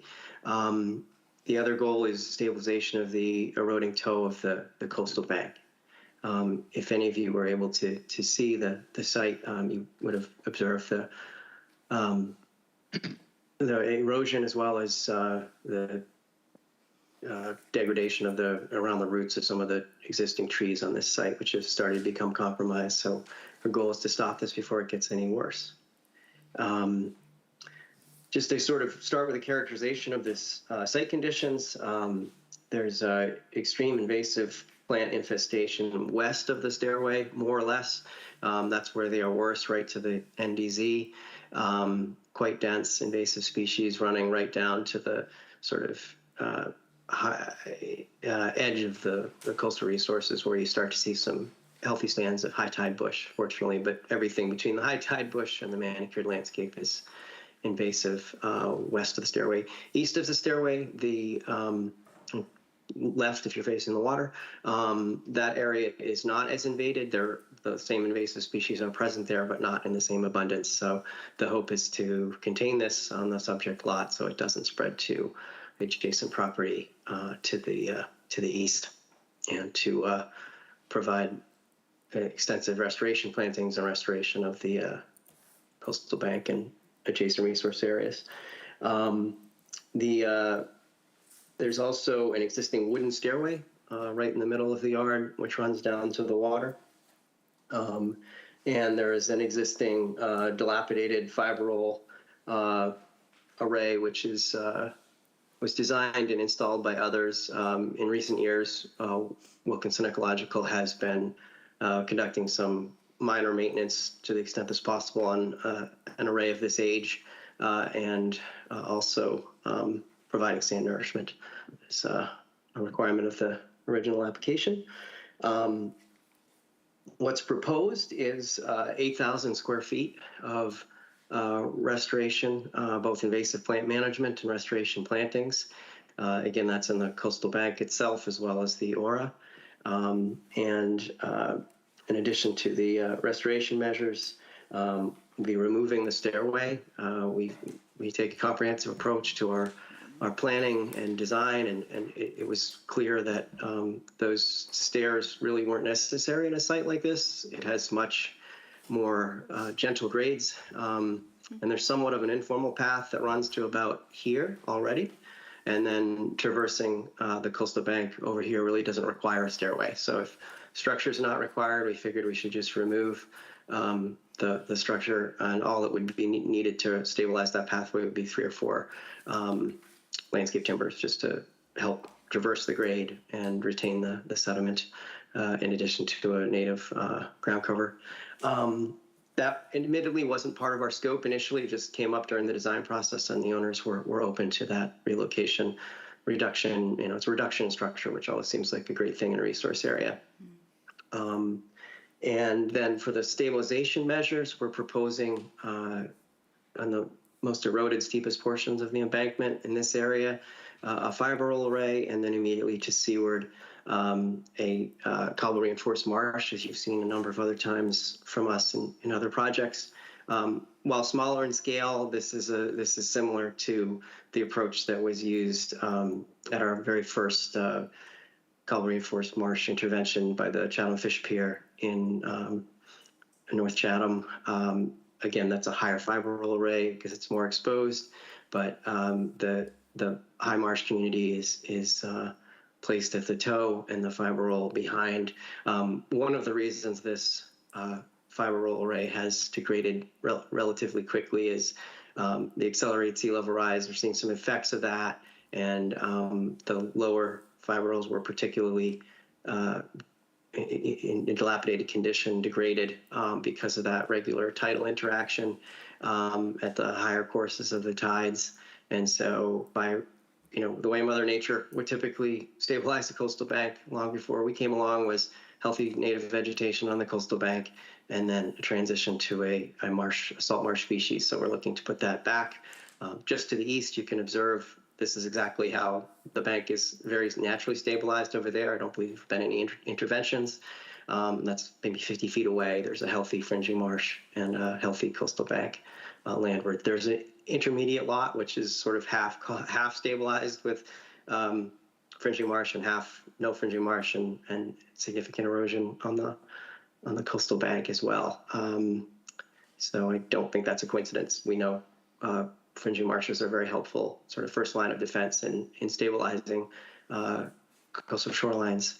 So, a smaller version of what was used at 498 Shore Road, and then more recently, you approved a similar intervention at 500 Shore Road, which is just recently completed in December, just last month. So it's that similar approach, which is working quite well and thriving in Chatham and elsewhere on the Cape and Islands. So that's predominantly what's being proposed. Just to give you a quick rundown of the vegetation, we are proposing 7 native trees. That would be 3 eastern red cedar, 3 pitch pine, and 1 white oak. 76 shrubs to help recolonize the coastal bank. That's comprised of 3 arrowwood, 21 bayberry, 13 black chokeberry, 30 Carolina rose, 9 sweet fern, as well as our typical native ground covers, primarily herbaceous grass species. The the trees are the appropriate for your recent regulation change. There's one tree which happens to be invasive sycamore maple. We're proposing 2-to-1 replacement for that species because of its size, and 1-to-1 for the remainder of the species. And any trees which are being proposed for removal on the embankment, I can slide this down, are already sort of compromised by the, so there's a black cherry over here, which is impacted by the erosion, a non-native Scotch pine here, and a black cherry. And we're just proposing to flush cut the black cherries. They'll resprout. It actually regenerates the roots, puts out a more dense root system. That's the way that species responds on a coastal bank. I think that will also help to stabilize the embankment and preserve the tree structure. So it'll likely go multi-stem, and I think that'll extend its life on a coastal bank such as this. So we'll preserve that, but because we're cutting them to the ground, we're still, even though we intend to protect those trees, we're providing a replacement tree. And then there's a couple of cedars that you can see most of their root system in the coastal bank presently because of the erosion. So there's no way to save those, unfortunately. So that's the extent of the tree removal. It's completely incidental to the erosion mitigation work, with the exception of the invasive species, which is nowhere near the erosion, but is an invasive species and is prolifically spreading itself around the area as a mature tree. It's also looks to be quite sick, so it may die on its own. It's dropping branches considerably. I'm sure it dropped a few last night. I haven't been over to check. So that's just I know. Thought I would focus in on the tree removal and replacement per your new orders. And with that, I would be happy to answer any questions. All right, thank you. We're sitting here, we're counting up, so I think by my count, I have 7 trees coming out, the invasive sycamore, the 2 cedars, the 2 black cherries will be flush cut, the Scotch pine, and an oak. Is that all of them? So I apologize. I may have misspoken because the black cherries aren't being, they're going to be basically cultured on site, kept preserved on site. Maybe we're not replacing that. So I apologize for misspeaking. So it will be cut and then allowed to regenerate on its own? Yes. Which you hope won't be horizontal. Well, I think the trees are clearly heading towards a horizontal form, probably down at the bottom of the beach if nothing's done. But we've done these coppicing treatments to this species extensively in Chatham and elsewhere on coastal banks. It's very effective. The act of cutting a cherry and many deciduous trees actually triggers the roots to resprout similarly in the way that the above ground portions of the tree resprouts. We're not looking to limit the height over time. This is definitely not for view purposes or anything like that. It's really to retain the tree. And the project likely could be conducted without flush cutting those, but it does put it in jeopardy. The black cherry close to the corner of the stairs is right at the edge of the scarp. This one's just above it. So it's really about preserving those trees and getting them to last much longer, because we know also black cherries are pretty susceptible to wind throw on a coastal bank. Yep. Okay, thank you. That's an awful lot to take in. Luckily, we have seen this once or twice before, so it's not so unfamiliar. Let me start here. Bob, questions for Seth? I don't know. I don't have many questions. I have a hard time following what's coming out, what's going in, and what's being coppiced, but I think I'm getting it. And I was going to ask you whether any of them were being coppiced, cut, whatever, for height management, and you're stating that the answer is no. So that was a question that I had. No, yeah. It's exclusively for stabilization. They have a nice view, and they're not looking to change that. Okay. The property wasn't staked, and so I assume that's because, making sure I got the right property here. I think this is the one that wasn't staked. Is that because there's no change in the, on the boundary of the vegetation? Where the law, there's no change? Yeah, go ahead. Yeah, it is challenging to stake projects like this because you can't review most of the stakes. And even the nature of a coastal bank, when it is stakes, it usually causes more confusion than it answers questions because it's plan view, and so you're showing where the new coastal bank would be, and that looks very strange when you're looking at the existing coastal bank. So it can be done, but yeah. It may not have added anything, but I just wanted to make sure that was a reason. There was a reason for it. There's also, Janet, there's a letter or two that I was going to ask Seth about, but if you want to, maybe. Yes, we do have some correspondence to read. I don't think I've seen that yet, so. Okay. All right, this. And actually, if I could, I just one correction. I'm sorry, I was going a little fast in my presentation. We are looking to maintain the black cherry that's right off the corner of the deck or the existing stairway that is right in the middle of the view. So we thought an 8-foot height would be appropriate both for preservation of the view and also keeping it from getting too high in a precarious spot at the top of a existing scarp. But that's the only one. So sorry I misspoke on that. Okay, thank you. I saw a second ago, Paul had your hand up. Did you want to add something before? No, I think you're about to, the correspondence might be from Ted and Renee. Yes, yep. We always send Seth these projects to Renee and Ted for comment and review, and I believe that they were favorable and had nothing really to add to the project and didn't have any objection to it. Well, I'll just read them into the record. This is one from Renee Gagne, the Shellfish Constable. I've reviewed the NOI for the proposed restoration project. Though the extent of the proposed project is above mean high water with no direct impacts to shellfish habitat or resources, it should be noted that the project is adjacent to a public landing frequented by both recreational and commercial harvesters. The location of the proposed reinforced salt marsh is currently beach and is traversed to access shellfish resources along Crow's Pond. With the understanding that this is private property, the proposed project will impede access and more so into the future as sea level rise. Thank you. We have seen that before, where proposed marshes are located in areas that may receive a fair amount of foot traffic.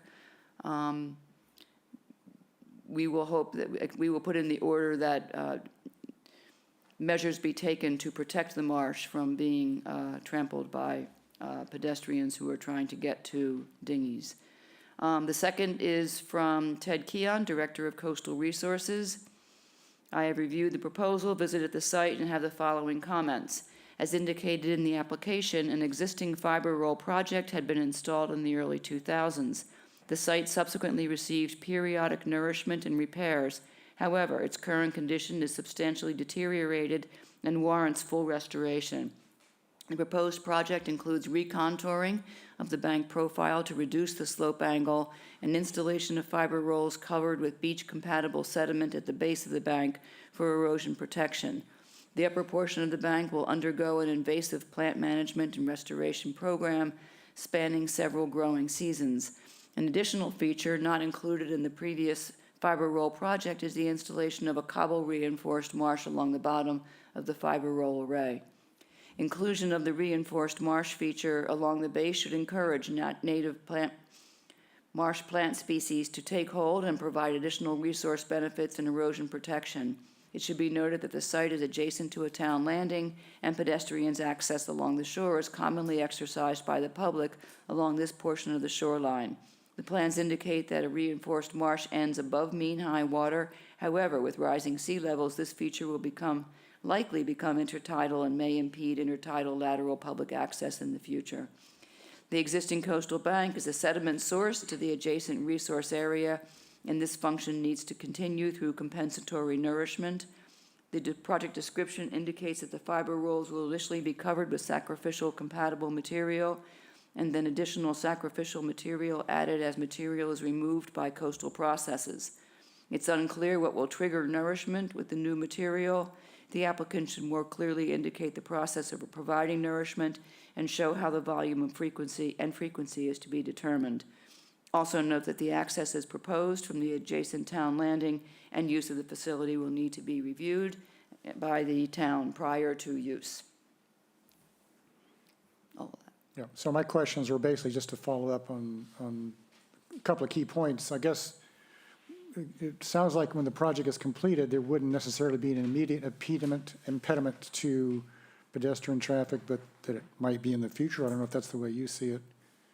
And if it's, is it possible, or is it, can anything be done to allow this or facilitate this access going forward? The other question is, what is, are you able to give us a nourishment trigger for the array? Sure. I'll take the public access first. As both Ted and Renee note, it's not proposed within sort of that public trust area, public access area, below mean high water for fishing, fouling, navigation presently, but we all know sea level rise is happening.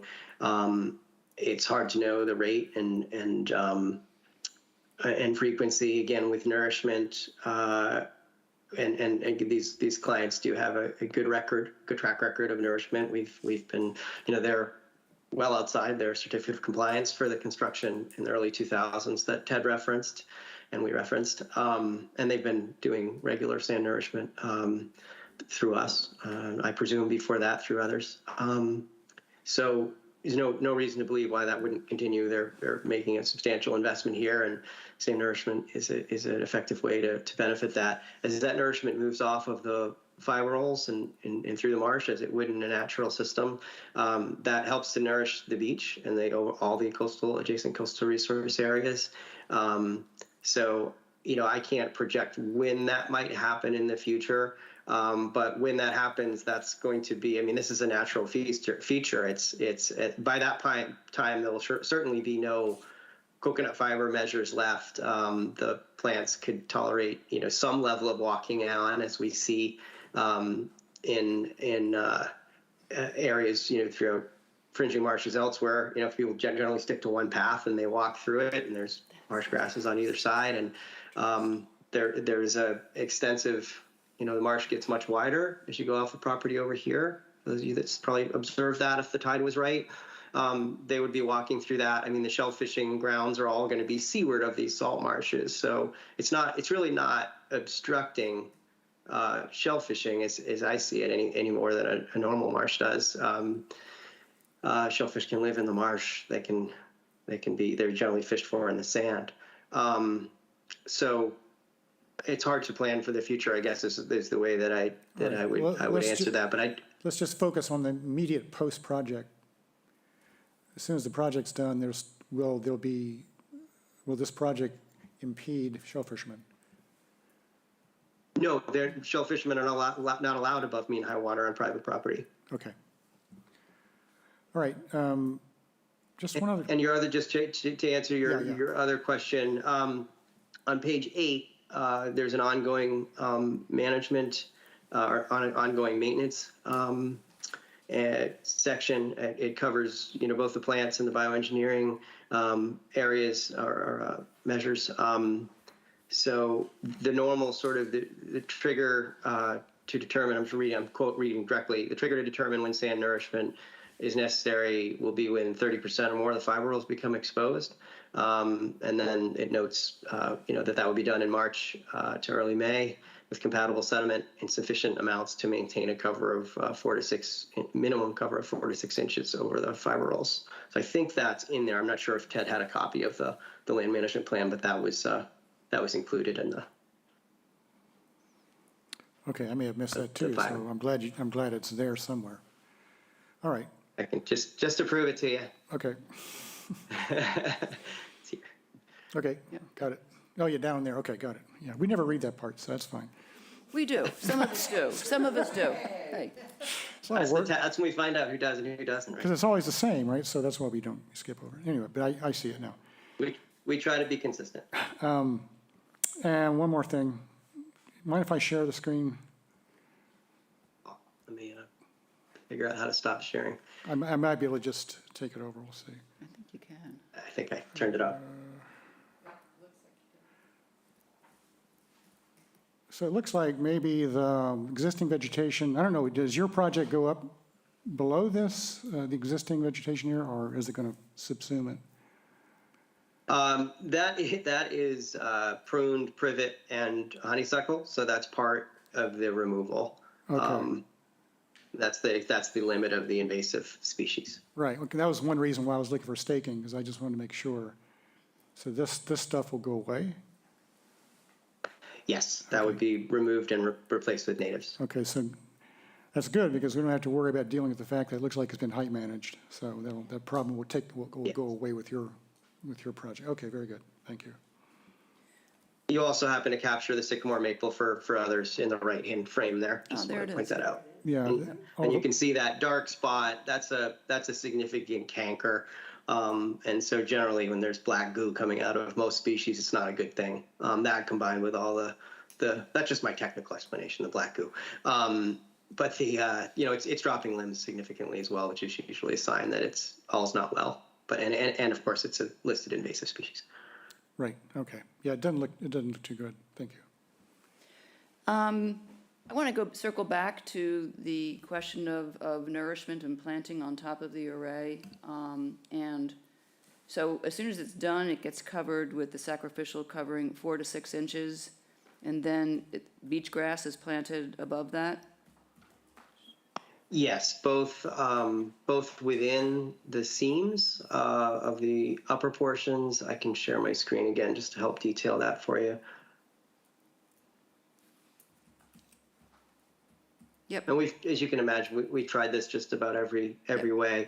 So they're planted in the seams and the cover, and they will spread down as through the rhizomes of Does the planting them in the grasses. seams, I'm sorry, does planting them in the seams increase their ability to remain in place?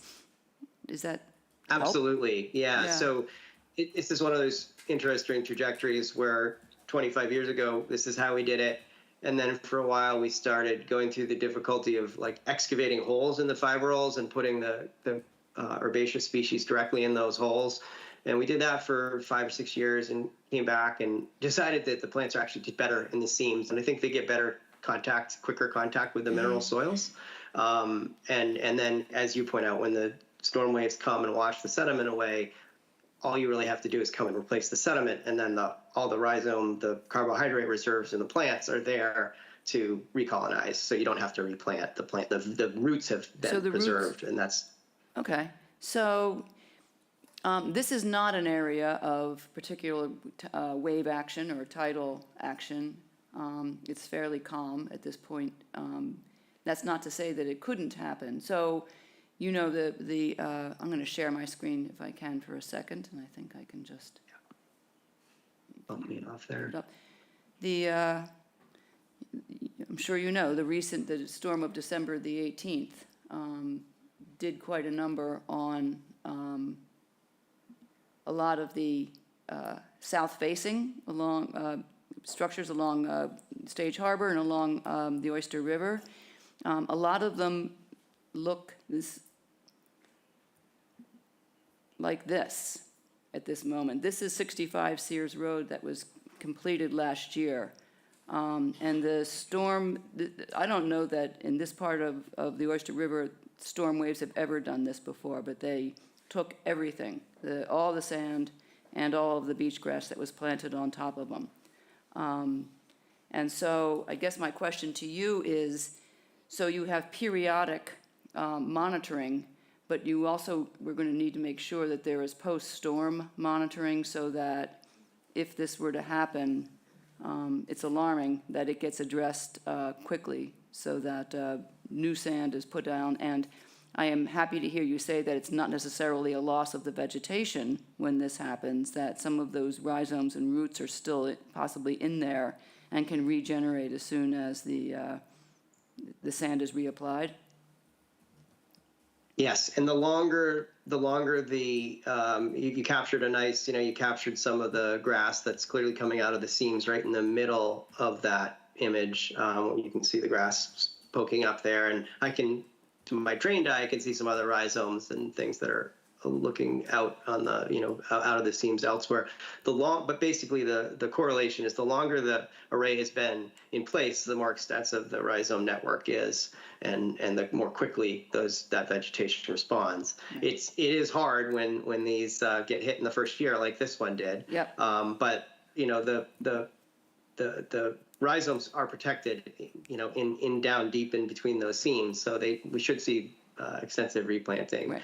If you look closely, you see those long wispy lines coming out at the edge of the sand. Those are all rhizomes as well. So that's all good. That's all good news. It's the reality. It's a disturbing trend that the last almost 5 years now we've been seeing. We haven't really had a moderate nor'easter in 2021. The last significant nor'easter we had was 2018. So for the last 5 or 6 years, all of our high-intensity storms have been, as you mentioned, out of the southeast, southwest, and the two that we're getting this week are both coming from this direction as well. I know. I know. That's partly what got me thinking about this. So the good news is I was glad to see that the fiber rolls themselves are well anchored and didn't seem to budge in any particular way.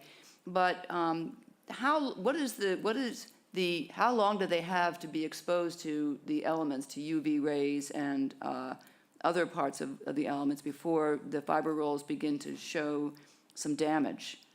How long do you have before you have to re-nourish and cover them? Excellent question, and it's also sort of incorporated in the design. We put a sacrificial layer of coir, which you're actually looking at in that image, is a woven coir blanket, similar to the same as what we use up above the arrays on bigger projects. So we put that over because in the first few years, if we're getting storms just like this one, we want to provide a little more, UV protection. After the third, fourth year, that most of that blanket's fully degraded and it starts at the bottom and moves its way up. And fortunately, during that same period of time, those grasses are moving down into that area and colonizing that area. So as that sacrificial layer of woven coconut fiber blanket is breaking down, it's being colonized by the predominantly American beach grass, and that's they're sort of switching roles, and the grass is filling that in. And the other thing to consider is, our most frequent storms happen to coincide with our lowest UV radiation times of the year. So highest is May, June, July, August. Starts to taper down as the days get shorter. And so that's why we tend to do the nourishment late March through early May, because we want to, there's less apt that sand will get immediately washed away. Like if we had replaced that today, I can almost guarantee you it'll be gone on Monday. Given the forecast. Right. So we let the stormy season pass and then replace that. Now, naturally, a hurricane or a tropical storm can all take that away as well. Yeah. But they're less. So far, they've been less common too. So. Okay, great. Thank you. Thank you for all that. And I think we'll also, given that this is a sediment source and the importance of the nourishment, we will also probably include in the order the usual conditions about creating a baseline measurements of the beach elevation and marking that as time goes on to make sure that the beach doesn't start to drop. Although there's hardly any if you're just at mean high water, but I think if that elevation drops, we're going to lose even that. So there may be a need to help that nourishment come off of the array and onto the beach. Anybody else have any other questions? No. Anybody on the platform? Questions in the audience? Questions? Hey, we have one that's ready to go to order. Oh, my goodness. Let's see what we can do about, what the heck is that? We can schedule this, I think we'll schedule this for an order of conditions for February 7th, if that works. All right. Appreciate that. Okay. Gives us a little time to get that drafted and get that ready to go. So we'll put that on the calendar and we'll take a motion. I move that we continue 344 Fox Hill Road to the meeting on February 7th, 2024 for an order of conditions. Gordon, second. Roll call vote. Bob? Aye. Elise? Aye. Karen? Aye. Cheryl? Aye. Mary?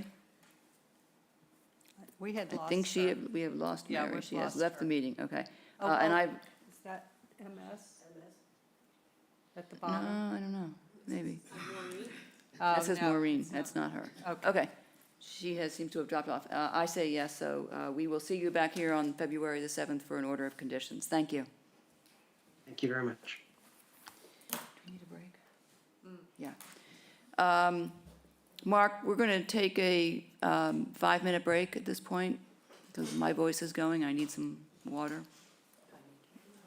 Okay, so we will be right back.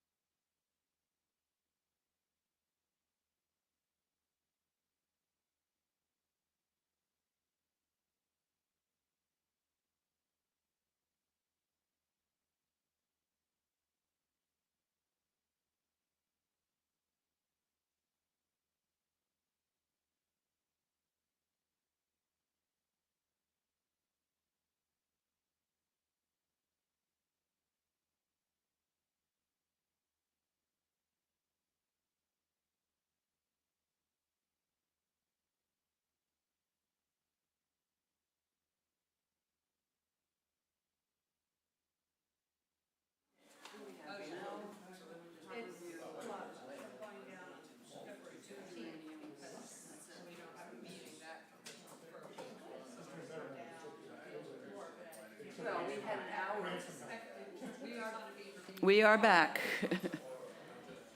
All right. Oh, hang on, my connection. All right. Make sure my sound is down. All right, Paul, are you back? I am All right, back, let's Madam Chair. move forward to the next notice of Thank you. intent, please. Thank you for the break. Yes. The next notice of intent is 55 Linnell Lane, Pamela P. Kindler, map 16I, parcel 1A-R2, DEP number SE103664. The project is proposed swimming pool and patio alteration of an existing septic system, minor location change for the existing shed. That is the project.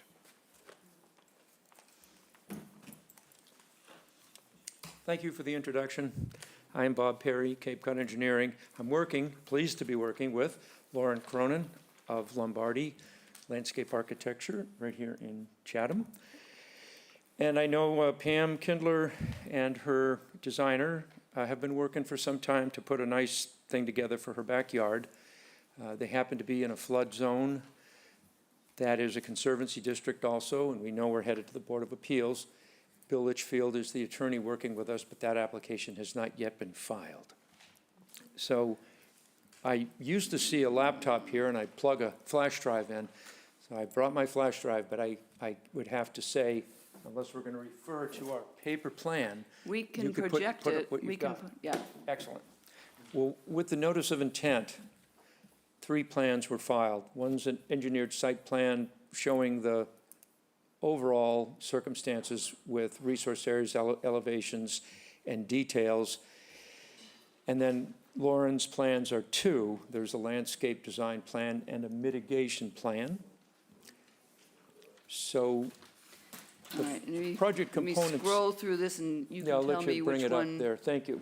Hang on, it's taking a moment to find it.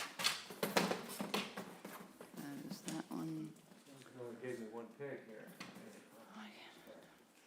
Hold on. It's not letting me. That's a detailed plan of the landscaping, which might Which be one do you want? Do most- you want I think the, that's okay. I'm going to refer to a septic system component of this, and that would be on the engineered site plan. Here you go. That's this. Okay, so we have an elevation 13 AE zone that covers the property. To the east, we have a Linnell Lane extension, which is a driveway easement, and then a very dynamic zone on the seaward side of the road, it was stabilized a number of times, then a good quantity of dredge material was placed, then some drift fence, and we've really got a nice textbook dune growing there with beach grass. So we've delineated that dune and have a buffer zone, but we are overlain with the flood zone, which is a wetland resource. And while the state might not have performance standards, Chatham does. And so we've treated that flood zone as a wetland resource for purposes of analyzing this project. To accommodate the pool, the septic leaching area needed to be moved. And so the septic system component to this project is simply a location shift to the existing leaching area. It was a 1995 code system built sometime around 2000. It could use a replacement since we're doing it. But we're just shifting its location about 10 feet toward the garage. So we're making the 20-foot clearance to the pool. So that's excavation, no question, and the removal of those components, taking them off-site, and replacement of those components in a very thin bed-type leaching area. All this access would occur from the driveway, which is a crushed stone driveway. So we're moving from there toward the pool project, which is an expansion of a smaller facility that's there. And I'm just going to tell you a little bit about our side of it, and then I would like Lauren to discuss with you the issues that relate to the conservation issues having to do with mitigation and the various plantings. It's a pretty nice arrangement of both mitigation plantings and just a reworking of the site where some of the less native, non-natives are being taken out. So there's a small accessory building, measures about 11 by 20, and in the design, it's just proposed to align that. So it's a post-supported building, it would be re-supported, and it would simply be aligned with the pool. So there's about a 6-foot, 7-foot shift in that building. All those circles you see there, Lauren's going to speak to those. I believe many of them are Leland cypress. So the spa, which is a water feature for small-scale cooling off in the summer, is proposed to be a larger swimming pool with patio area around it. Filling and significant recontouring is being avoided by just not filling. And so the pool on two sides would have a little bit more of a reveal on the wall. So it would effectively be more like a small structure with a couple of feet, maybe 1.5 to 2 feet of reveal out of the ground rather than fill. So the ground contours aren't really changing. The access, again, for all of this is through the driveway. The notice of intent went through the performance standards. We can speak to those if you like that have to do with the flood zone. We didn't believe that a AE zone where there's approximately 1.5 feet cause any saltate pollution of any sort if we had that worst case flood. And we've spoken to that in the narrative and in the write-up on the performance standards. I also took a shot at a work protocol that would discuss the order of events, and I could see that changing, but we felt that because the septic system can be driven on, and we haven't really said it, but I thought the septic would get changed first. Then the work that goes on here can be done, and it can be separated from the septic system the way it's supposed to be. So that would be the septic system the way it's supposed to be. So that would be the order of events. Having said that, if you felt there was a need for a severe work limit here, we can do that. We do have a general understanding of the work limit on the landscape plan. I know they specified that. And so it's that zone near the pool and the shed where there is the need to remove several trees. Some of the non-natives are all going to be replaced. But it is controllable. It's all going on within lawn area, except for some garden beds and things that are going to be altered and the existing patio. So in our analysis, and I put it in the notice, because we didn't have a separation of buffers, we didn't break down the altered and impervious areas of the site. We just gave you a lump number in the notice for what's in the flood zone. And we have I think I'm recalling a 677 square foot increase in hard surface. And we've counted everything here. All of the stepping stones, the patios that surround the house, everywhere around the house and out back, we've accounted for all of the surface areas because it's all in the flood zone. We didn't separate it out to be in one buffer or another. And so we're at 677. And with that, I can let Lauren take over and describe her design and the intent of the plantings. Sure. So Is this the plan that you want up or the other? you can go to Proposed the landscape or the next one? Go to the next one because it shows the mitigation planting on it. I think it shows everything. This one. So, yeah, the proposal is to remove the existing spa and terrace, as Bob mentioned, and replace them with a small-scale pool and associated terrace around that. And as part of that, we're also going to be removing the non-native and invasive plant material that exists in the at the periphery of this property. So Leland cypresses, there's a bunch of honeysuckle, a lot of other different things that will come out. And they'll all get replanted with what you see on here, the mix of native trees, shrubs, and perennials. Based on the 677 square foot increase in hardscape, we are more than covering the 3-to-1 requirement for mitigation. And that's really it. Okay, thank you. Let me start down here with Elise today, since now that you're not coughing. I have stopped. You have stopped? I have stopped for the moment. So quick before it happens. How many sheds do we actually have? 3. Okay. And is the one shed I see on one plan, it looks like it's like an accessory building rather than a shed? Well, you know, it's called a shed here. I actually have seen it called cottage, but it's not anything you would call a cottage. I think that kids probably play in it, and it could be maybe an outsized dollhouse. It's a nice size. It's a nice size. It's a lot of pool. The lawn is gonna be fescue? Yep. Okay. And happy with the tree replacements? I really don't think I have anything else, Janet. Okay, thank you. Bob?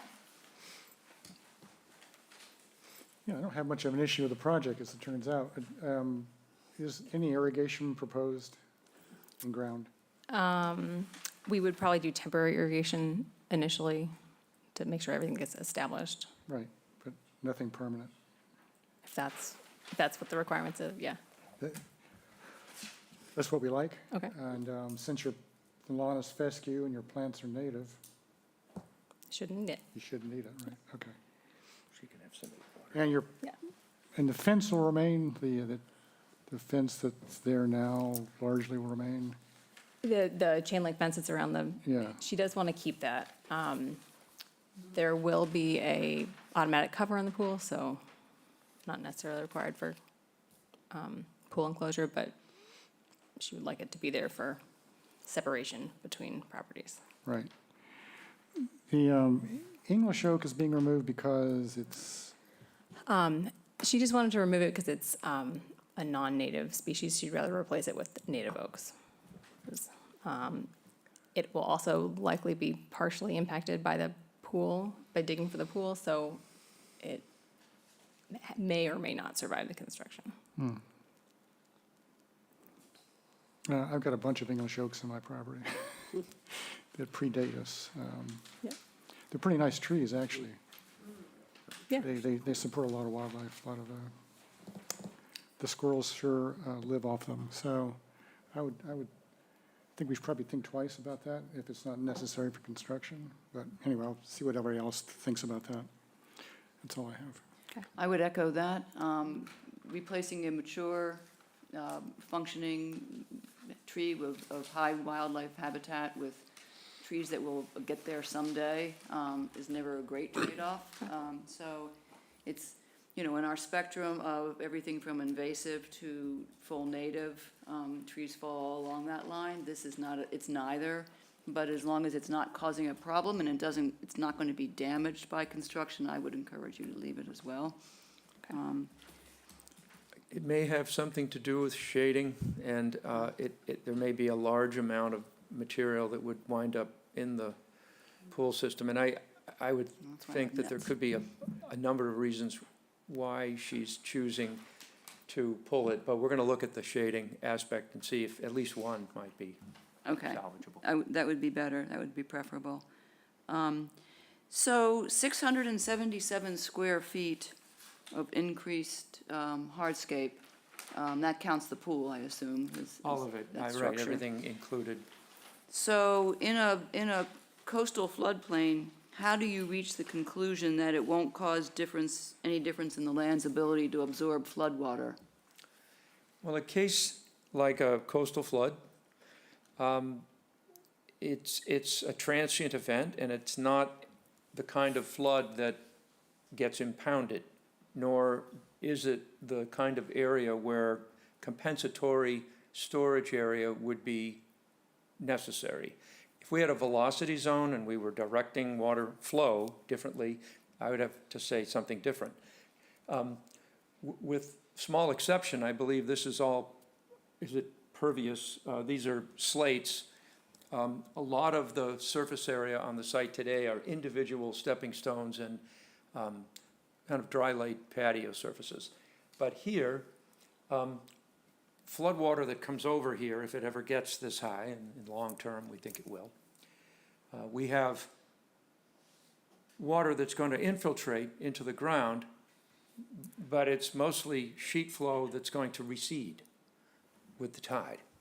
So I just don't, with 677 square feet of quote-unquote hardscape, that water's gonna pass over that similarly as if it was lawn.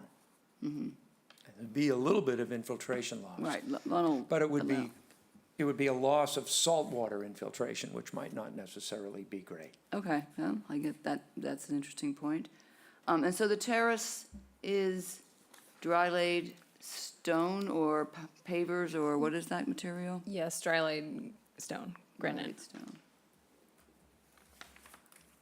Okay. Okay, I think you did the English oak.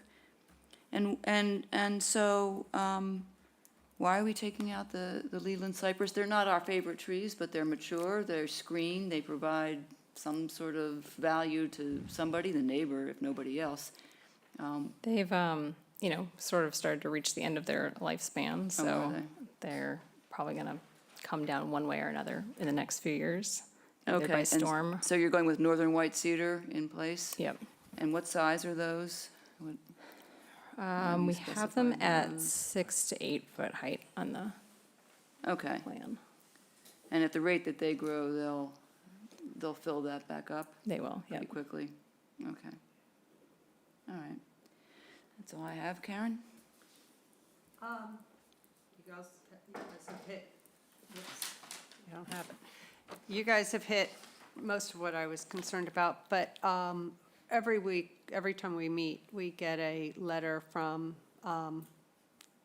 the Director of Community Development about all the properties. And one comment she had kind of struck me. It said that mechanical equipment is required to meet the butter's setback of 25 feet. It looks to me, given that line that you put across saying 25-foot setback, building setback, that the equipment's within 25 feet.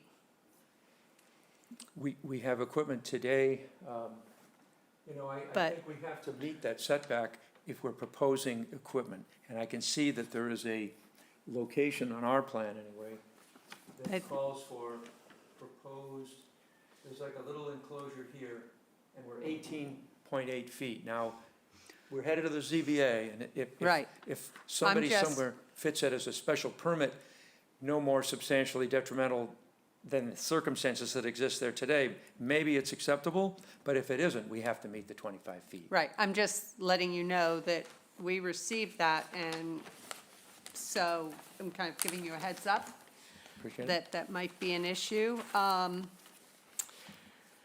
So why are you relocating that shed, the larger one that's near all the cypress that are coming out? It was just to make it align. It was really a elective choice to straighten it out. So it's not being rebuilt, it's just being moved? No, it's pretty easy Okay, to so move. we can't make it smaller. I was kind of hoping for that, so shoot. Okay, I'm not, keen on the size of the pool and the amount of terrace going toward the north side, but if you could Yeah. cut it down at all, I would love that, because that's an awful lot of terrace over there. Here, Yeah, it's a drop. it's only like 4 feet. Those are my concerns, it looks, and I don't have measurements, I don't think, Oh, yeah, you can. It's flush with the pool. but that's just my comment. Okay, thank you. Cheryl?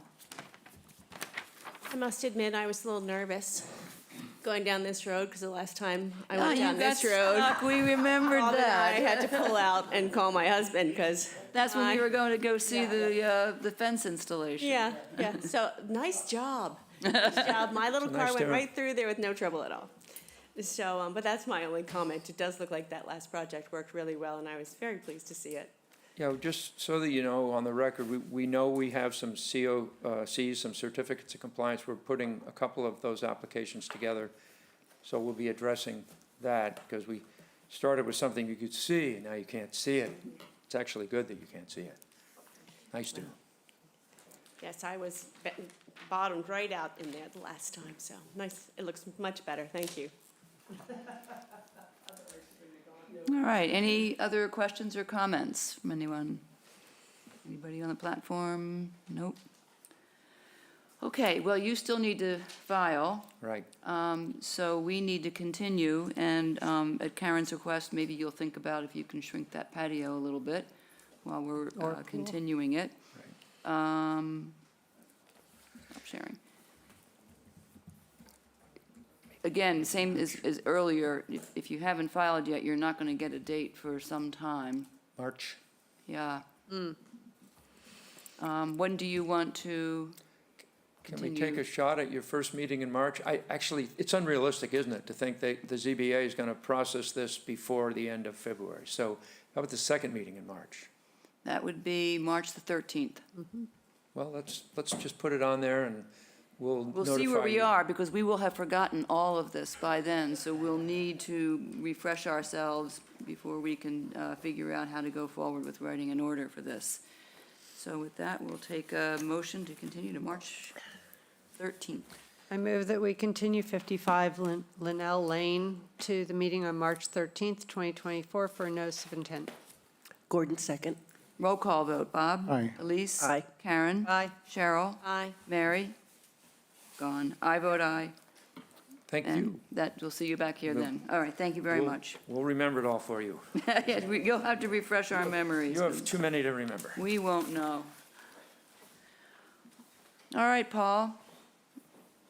We are Thank you, ready Madam for the Chair. next one. Next on the agenda is 4 Harborview Road, Roger and Elaine Morif, trustees, map 8A, parcel H49. There is no SE number for this issued yet. Project is demolition of an existing swimming pool, patio, retaining walls, and construction of a new swimming pool, patio, and retaining wall, and expanding parking area within the buffer zone to a coastal bank.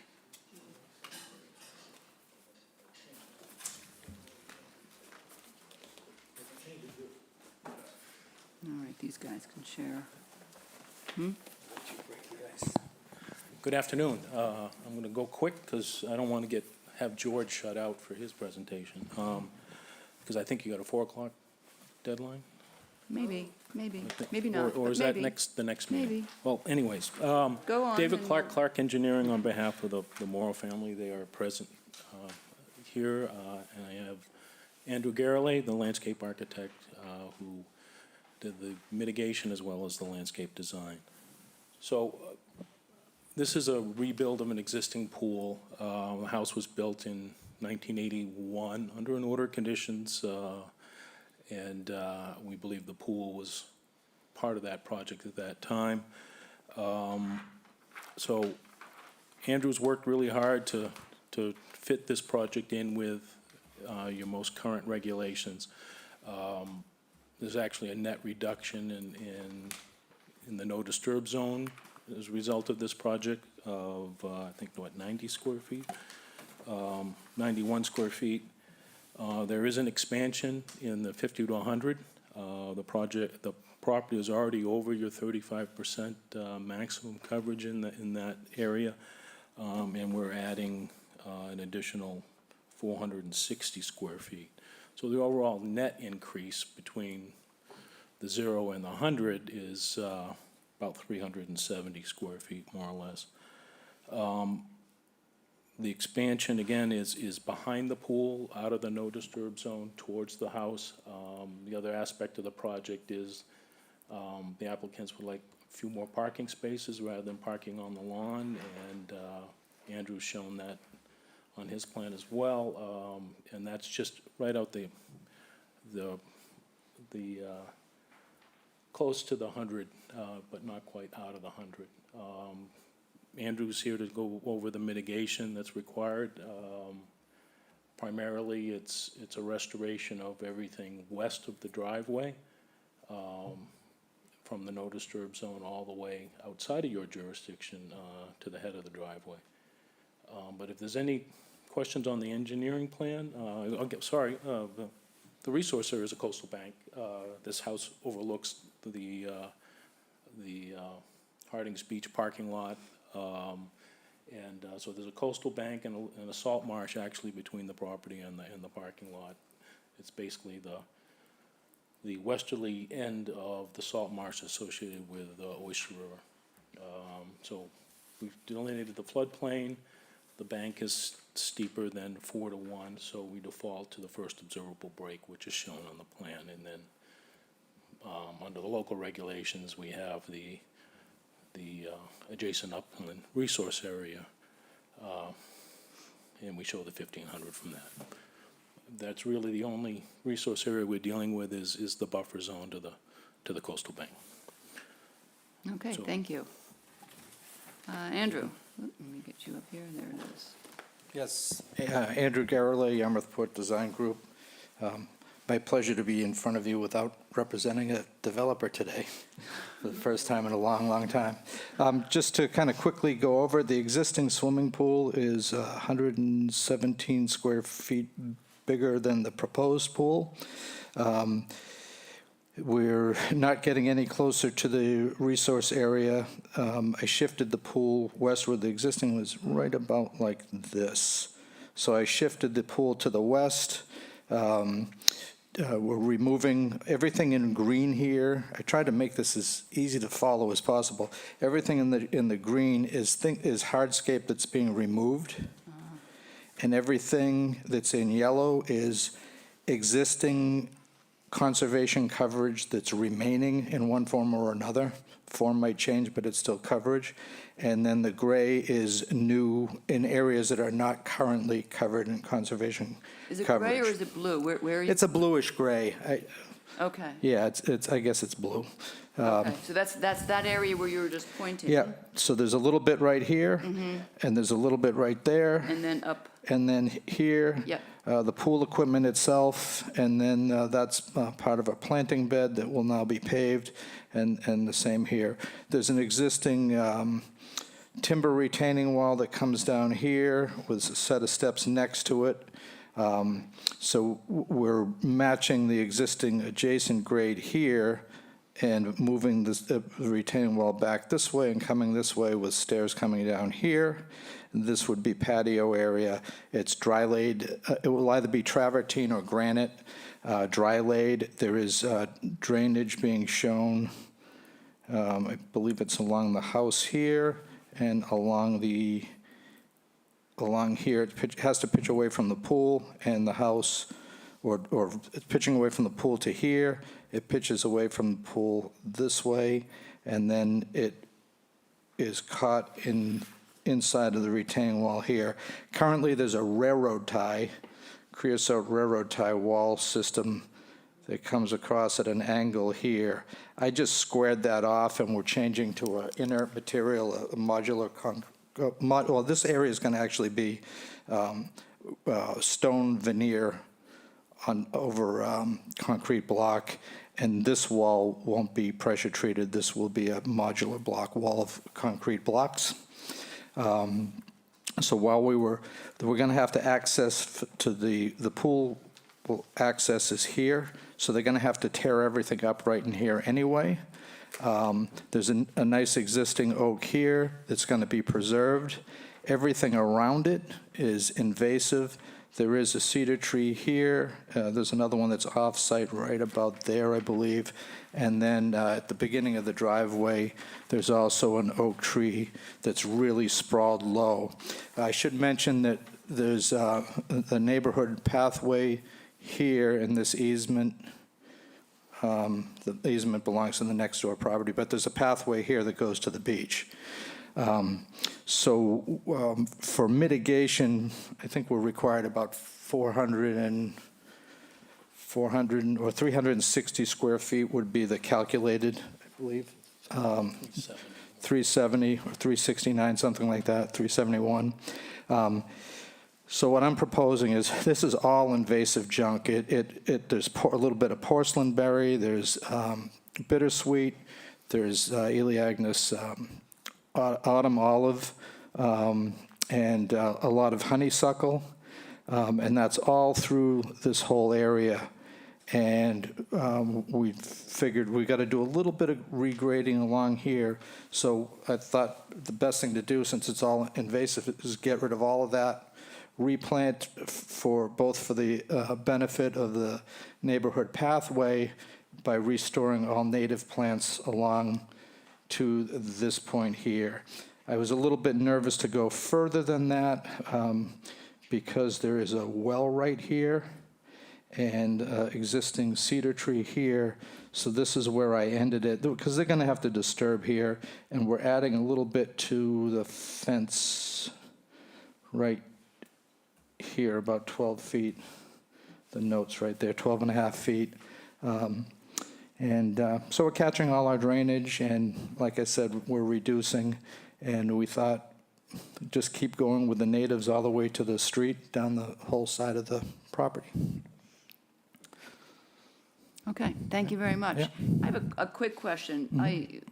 What is on the other side of the white vinyl fence before the top of the bank? The vegetation in there, do you know what that's comprised of? It's a mixture of stuff. There is some invasives in there, but it's not all invasives. I think there's some oak in there and stuff too. But I just concentrated inside of the fence. Just didn't want to get closer to that resource area. Yeah, okay, I just wondered, okay, I couldn't see it from, 'cause Yeah. the vinyl fence was in the way. Yeah, and I it's a couldn't see mix. over it. I did go around and looked back there. I was actually looking to try to figure out where the existing drainage goes. I have no idea. My guess is at daylight somewhere, but it's so thick, I couldn't find it. Yep. But there was definitely some native plants back there, but there's definitely honeysuckle and stuff in there too. And that'll just be left, there's That's no well, yeah, we're plan not to deal gonna- with any of that. No. And you have the proposed plants here for the Yeah, different mitigation- zones, yeah. for the mitigation area. So there's the NDZ. The NDZ, yeah. What did I didn't, I'm not sure how I labeled that. I think this is what's in the NDZ. See that? Yep. Yeah. I guess- Oh, they both say the same, NDZ Aura, so it's. Yeah, but this is the NDZ, sorry about Yeah. that, and this is the Aura. Okay, the outer, I yeah. probably stole my planting schedule from a different plan to begin with as a template. And then this is outside of your jurisdiction, but it's all natives. They're going to maintain the plants that they have, the ornamentals that they have within the fenced area. But there's some areas where we're removing those. You can see the plantings are going where we're removing concrete. Yep. And this is a little bit of realignment of the walkway there. So there's a couple of, there's actually a few bayberry inside of the fence. There's some rhododendron inside of the fence. There are some ornamentals also inside of the fence. But we're going to leave what's there now as well as what's in the front planting up here. And what we're adding there is all native. Is everything that's there now going to survive the construction process? Yeah, it's mostly, all the activity is really going to be into here and a little bit into here. It's not heavily vegetated in there. I don't know if you got in there or not. No, I've been on the deck looking down at it. Oh, okay, I wasn't yeah. able to get down onto it. Yeah, so it's not densely planted. Here's where we have there's bayberry here and here, but see, all they're doing is lifting out some concrete here and some brick out of here, so it's not really highly disturbed. This area where this is all getting replanted with natives, so if there is something here, it's going to come out to do that dry well to catch some of the drainage. And The main drainage is going here. how is access going to work to get back there, to get the equipment and machinery back They're there? going to tear this up, the existing wall here. I actually drew a plan, I should have brought it in. And then they're going to have to put some big, like 2 foot by 2 foot by 2 foot by 6 foot big blocks along here and grade in between so they can bring the excavator down this way. And this tree will probably have some I was going to say, trimming. you're doing that with a big oak tree Yeah, right in the that's middle. gonna How's need to that be gonna work? trimmed. It's gonna need to be trimmed, but it's not gonna be removed. And what do you mean by trimmed? Well, there's probably a couple of branches here that are gonna get close to where they're gonna need to put those blocks. But you can see there's a good, looks like about 18 feet between that crown and the corner of the house. So there's plenty of room to get through there. Okay. Yeah. Yeah, if you have a plan for that, that would be, Yeah, it's just a quick little sketch That would help it's us, though, in of this, writing. and it just shows the blocks coming down the slope. yeah, because Yeah. it's tricky, actually, Yeah, so that would be that's what I helpful to look started at. with, to figure out, can they get in here? That's a good question. And I did measure that drip line of the tree so that I could draw it in there, so that I knew it would work. Yeah. I have in my notes, oh, there it is, the 3-foot safety fence. Can you show us on here how all the fencing's going to Oh, work? You have a okay. safety fence, plus you have a vinyl stockade fence. Right, so the safety fence is because we're gonna be walking within 3 feet of a retaining wall that drops off more than 30 inches. So that's just, that might be just a black metal fence. It's a safety thing so somebody doesn't fall over the wall. So that's what that's all about, and there's some over here too. And then And how far, where does that run? How far down? it runs on top of the wall here, and it runs on, there'll be a handrail along here, and then it's gonna run along the top of the wall to about there. So that's just 3 feet. Okay. So anytime you have a drop-off, and Jay Briggs, your building commissioner, is very adamant about this with the retaining walls. A lot of other commissioners are a little bit more lax about it, but he's very strict on it, so we definitely need to have that there. And then the vinyl fence, it's the existing vinyl fence. It may get replaced with, where, if any of them are in bad shape, but we added on 12 feet, I think it is, from here to here, and then it connects to the house. It connects to the corner of the wall here. So it runs from the corner of the wall to here, and then it joins the existing fence right around here. And then the rest is all existing. Okay. Because I have to have a little bit of a landing at the bottom of the steps so that you can stand there and then open the gate. Okay. All right? Yep, those are my questions. Karen?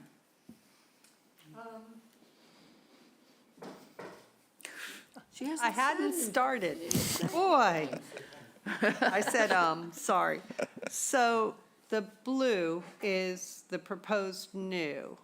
Yes. And the yellow is existing, but on this plan, it's the site plan, it says proposed dry, I think it's the site. That's the landscape. Oh, it's landscape. Proposed dry laid stone paver patio. But that already exists, but it says it's proposed to the right of the pool. The stone patio doesn't exist. It's currently concrete and brick. Oh, So yeah. it's Okay, that's the proposed, but difference, yeah. it's existing coverage. I mean, I was there, Yeah. but I was like, the wording, okay, Sorry so about you're that. just replacing what is Yes, there. yes. Okay, that's, Totally, okay. What is the reason for the blue part that is patio toward the pool, where I think you have some sofas or love Right here? seats? Yeah, why do we need to expand that much? It's a pretty tight area there to enjoy the outside. So it's to have more room to enjoy the patio.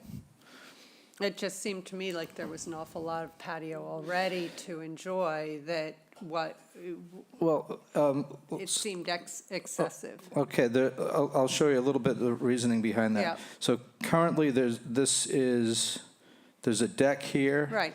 Then there's, I think there's an upstairs piece that sticks out over the top. So here is all underneath. Mm-hmm. So that's you're not out in the sun. This area isn't big enough to have furniture out in the sun, and this is the circulation area, so that you would go from doors here to get to the steps to go around here. So it's not a functional place to enjoy Right. your outdoor patio area. This is the access area in and out of the pool. This area isn't big enough for furniture. There's a little bit of a nub I put out here where you can put 2 chairs.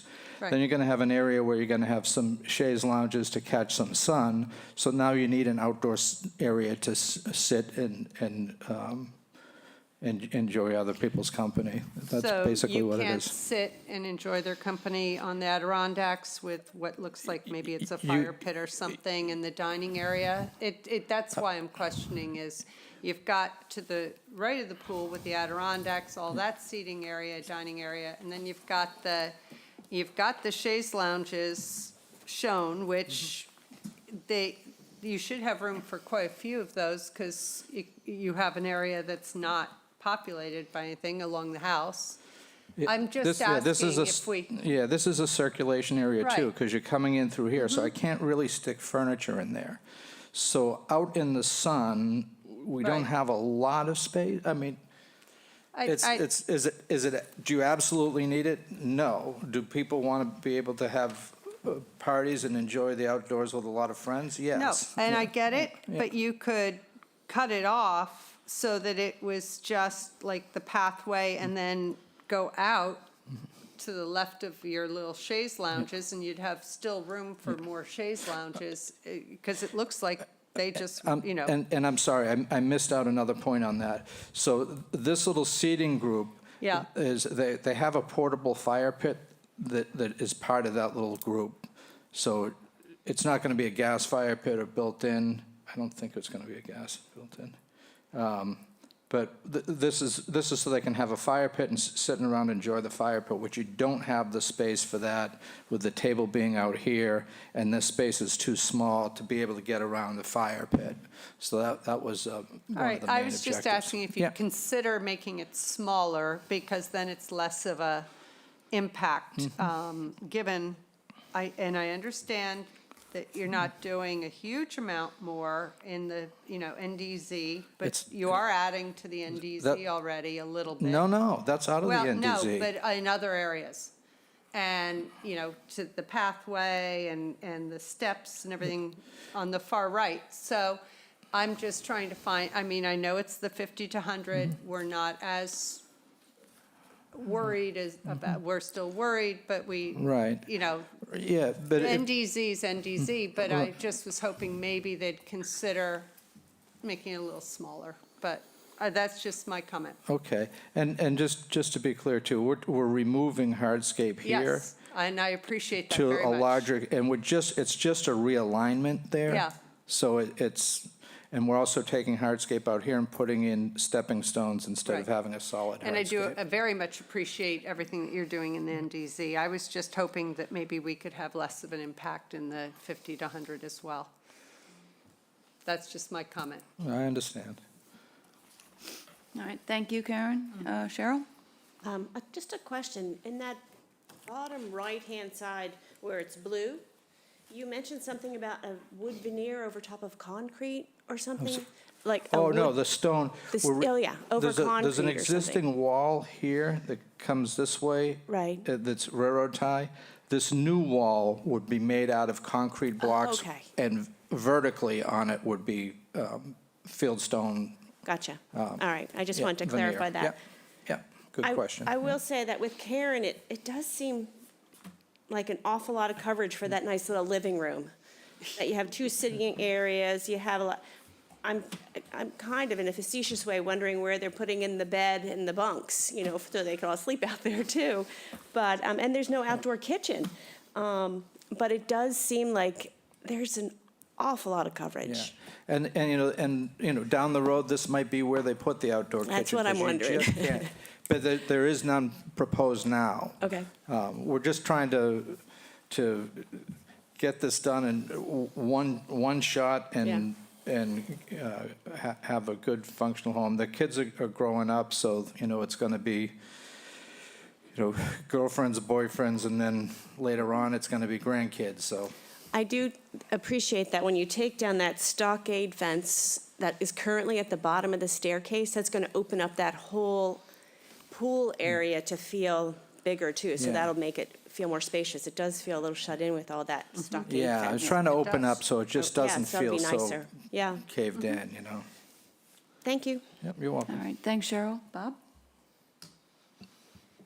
I'll ask a question that I always ask if it's applicable. It's a little uncomfortable. You say this was built in 81? Yeah.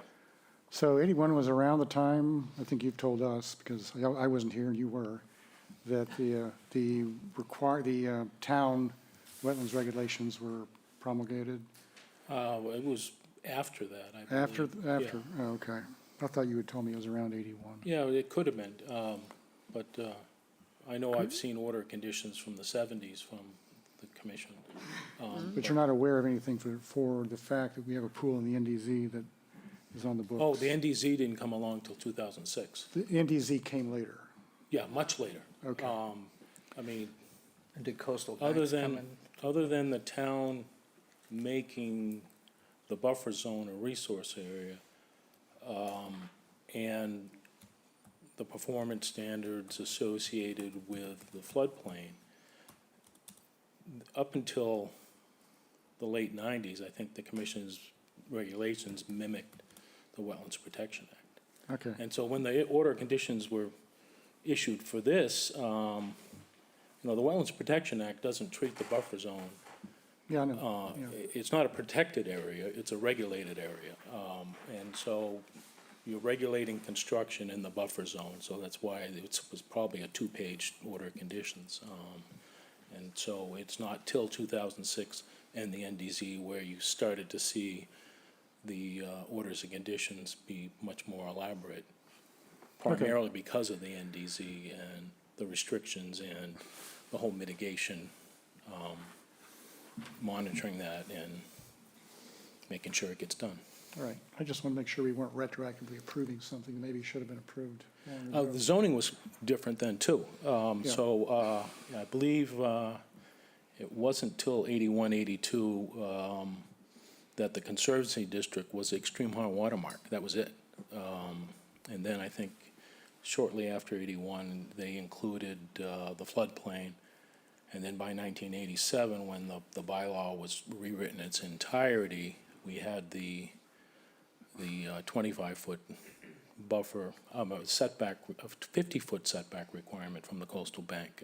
So before that, it was 25 feet, and it was only to the extreme high water mark.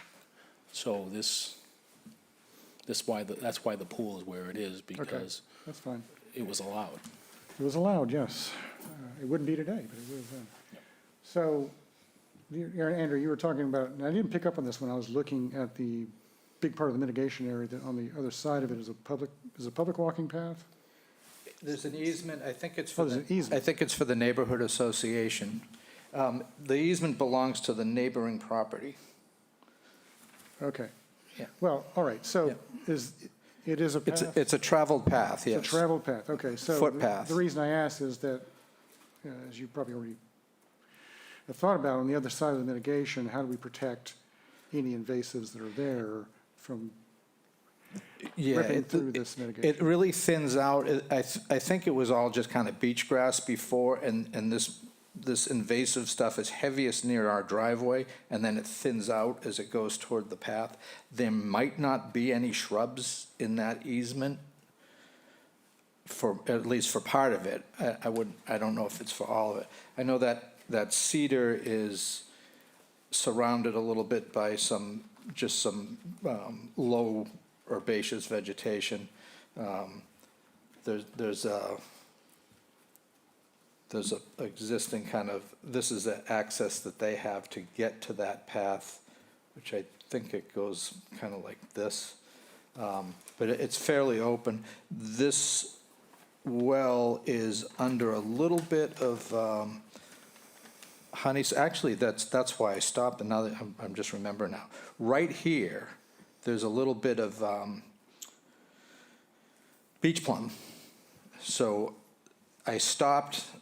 I'm glad you mentioned this, because I kind of forgot why I stopped there. But I stopped here because there's beach plum right here. There's a little bit of a beach plum patch right here. And that's why I stopped there. But it really thins out and to, like I said, it may just be all beach grass by the time you hit that property line for most of it. Okay, I just wanted to make sure that there wasn't any reason why you might be thinking about a mow path. Yeah, it's just not, outside of that line, it's not like a robust, it's very robust inside our property line, but it really thins out. Would you agree with what I'm saying? Yeah, as you go toward that path. Yeah, the path is actually part of Harborview Road, so it's part of the subdivision road. And so there are probably 65 houses in this subdivision, all have rights Going down through. going to the water. Okay, all And right. it's the town of Chatham on the other side. All right. Part of the Hardings We'll Beach. hope all the feet will Yeah. keep the invasives. It's been, well, the subdivision was done in 1957, Yeah. so And- I don't think you're going to see anything different in the future than what's there now, because the subdivision is fully developed and, Okay. And I do have some eastern red cedars along there to try to make it nice, keep it nice for the people going down the path, that they're not, staring over it.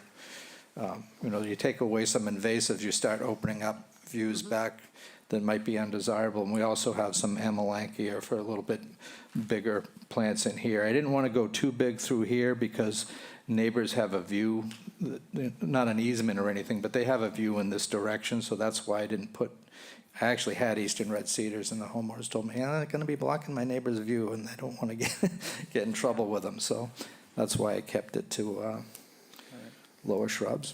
All right, one more observation, that is, on the other side of the plastic fence, but, looking from the pool to the resource area, it looks like it's being height managed outside, over the fence. Yeah, I don't know. It looks that way. I was just. Yeah, I was just saying, like I let's see said, it I is. did one quick walk over on the back side of the fence to see if there was any drain pipes coming out.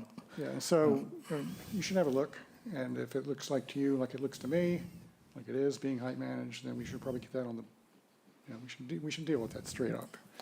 Try to get it on the books in one way or another, because that's deep into the resource area. Right, and, I don't even manage the construction of the landscape, never mind maintenance on it, so unlike a lot of landscape architects, I don't project manage. So once I'm done with you guys, that's usually the last time the homeowners ever talk to me. Well, So, it's interesting that you say that, because our regulations require mitigation to be cared for in perpetuity. Right, but I don't do But that. it wouldn't be you. It wouldn't be me, It'd be yeah. someone else. We need to Yeah. figure out who that's going to be. I'm sorry? I say, it looks like we'll have to figure out who that's going to be. Yeah. Because that'll be a requirement, but it won't be you, okay. yeah, that's typically worked out at the pre-construction meeting, is when the agent asks for who the clerk of the works is All right. and who's So responsible. maybe this, maybe my observation should be directed more at you, which is that I think we have some pruning going on in the And- vegetation there on the other side of the fence. I So- will investigate. Okay. That's it. Thanks. Elise? I don't have much to add, other than it strikes me that the outdoor space looks like the same footprint as the house. And I think that's probably what skews it. I totally understand, because it's a beautiful location. But it's a lot of outdoor space that already existed, and the mitigation is lovely, but I just needed to point that out. When I look at this picture, it looks like California instead of Massachusetts with that amount of outdoor living space. Now, did you go back there? Okay, because that's funny, because when I was back there, I felt like it was really small. But maybe it's because I have to. It does feel small when you're there, I will say. Yeah, I was yeah. there first, and then I looked at this afterwards and said, wow, I didn't But, see all that. one thing that's deceptive, this is a small agree, pool. yeah. It's a small pool, and there's only 4 feet, there's an automatic cover here, so there's 6 feet of space here, and there's a reason why there's 6 is for the maintenance of the automatic cover. I always do 6 feet there, that's minimal. And then here is 4 feet, There was some existing hardscape here, so I kept it so you could put a couple of seats there. And then we kept this pretty close to exactly where the edge of the existing is. And then, like I said, this is underneath. This is all underneath. Under an That's not overhang, yep. hardscape there, that's deck. So this is deck and house right here. So there's this little space, which, as I mentioned, is circulation. We've got to be able to circulate from here, that's dead space. So you got to circulate through here without tripping over furniture to be able to get to here, to get underneath that thing. So you have room to squeeze in a table here, squeeze in some chaise lounges here and a little seating group here. It's not that much. Yep. Yeah. It So really isn't. Yeah. the pool patio, the walkway that goes out to the east end of the house, the mechanical systems and the new retaining walls going out beyond the 100-foot is about 70% of the footprint of the house. So the patio itself is less than that. So Oh, thanks for that, yeah. It's a lovely design. Thank you. Okay, anybody else? Any last questions? Anything? Are we ready to schedule this for an order? Is there anything outstanding? I don't have anything on my list. I just asked if they'd consider, Like several Decreasing. have expressed, yeah. it wasn't me, but several have expressed, I've heard 3 people express yeah, that, so but I it have seems like we heard, ought to deal with I that. have also heard the pushback every single time, Well, basically saying this is needed for these. Yeah, I mean, I believe it is to be able to have a little bit of a seating area, be able to have a fire pit, you know, a little group seating area rather than 2 Adirondack chairs and a little table or the chaise lounges. I will say, as one of the people who was like, it's too much, what you say is persuasive, and I did have that feeling of smallness. I attributed it to the stockade fences. Yeah. You know, is it that much different to add that little landing area at the bottom And of if the you- staircase? and it- Otherwise, it's already there, it's just that one bit And that and you're if adding. and if you recall where that is, that's where we were coming down those wooden timber steps. So part of it is the timber steps and that little area of flat. Yeah, there was a firewood stacked there or something. Right, yeah. And the other thing to consider is where Andrews placed the expansion is primarily within an area where there's existing and after the project, will always be pedestrian traffic from the pool area up to the parking area in front of the house. And it's all gonna be disturbed, So people are coming too. and going anyways, so a reduction really doesn't improve that issue, and that's where people are going back and forth. No, I can appreciate what you're telling me. Thank you. I'm glad I asked, so I can No, appreciate your perspective on it. and I appreciate trying to keep things as small as possible for expansion. I do have one final question. Sure. As you move back and uncover that new patio area at the bottom of the staircase, I assume you're gonna use all that soil to build up around the driveway? Like, you're not bringing in any fill or anything beyond what's already on site?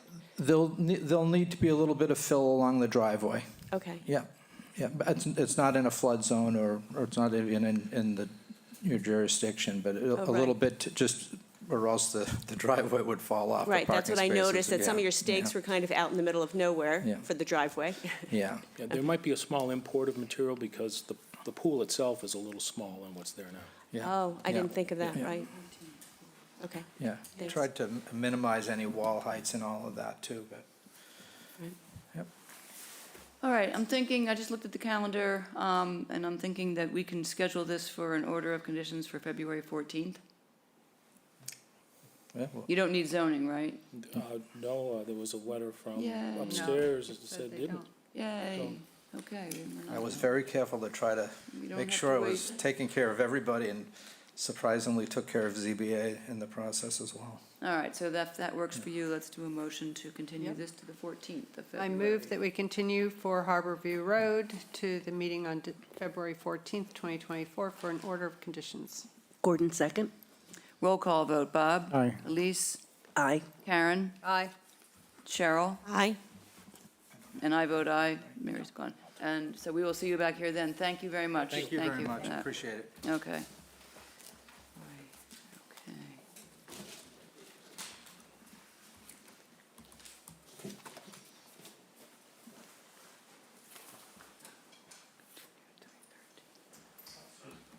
Usually these are fast. All right, Paul, ready to move on to the two Restoration geraniums? orders. Yeah. Yep, okay. First is 65 Geranium Drive, Elaine E. Dixon, map 8D, parcel 16-R2A, unauthorized removal and topping of trees in a resource area.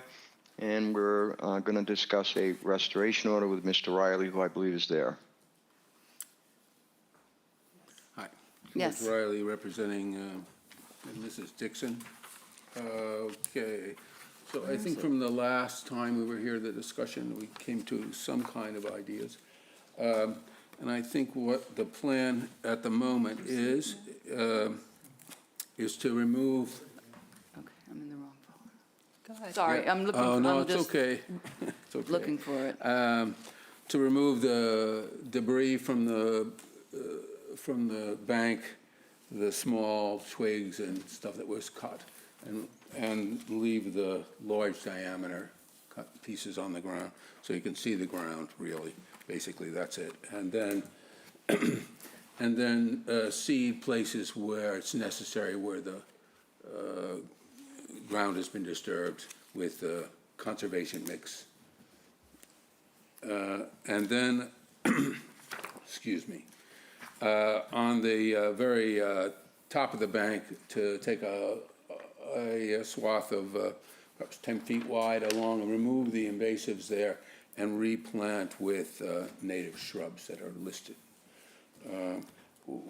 I had a note say that we would identify trees to grow to full height and flag them, and we can still do that, but I think that any plan for vista pruning was put off for another filing with you. We did. We said that would be covered in an NOI No, filing. right, Yep. right. So I think we can do that at that time, or I can flag them now for future reference, but it's up to you guys. I'd rather not have it get confused Yeah, with a with restoration that. order. Yeah. Okay. Keeping it separate is cleaner and easier. All right, so that's it, really. Okay, so we saw this design. We've talked about this. We, Those wordings. yeah, the one thing that we talked about, so in light of that, because that's part of, it'll be something that's subject to a future filing, Yeah, the references do you to want the me view to, corridors need to come off this plan. Oh, I think I submitted one that doesn't have any corridors on it. This is I don't know December which one that 4th. is, but, I don't. excuse me, but anyway, the one I'm looking at, and I can resubmit this to you, it says, leave area undisturbed. It has nothing to do Okay, if with. you can send that in electronically to. Yes, I already did. Okay. Okay. I didn't get it. Is that right?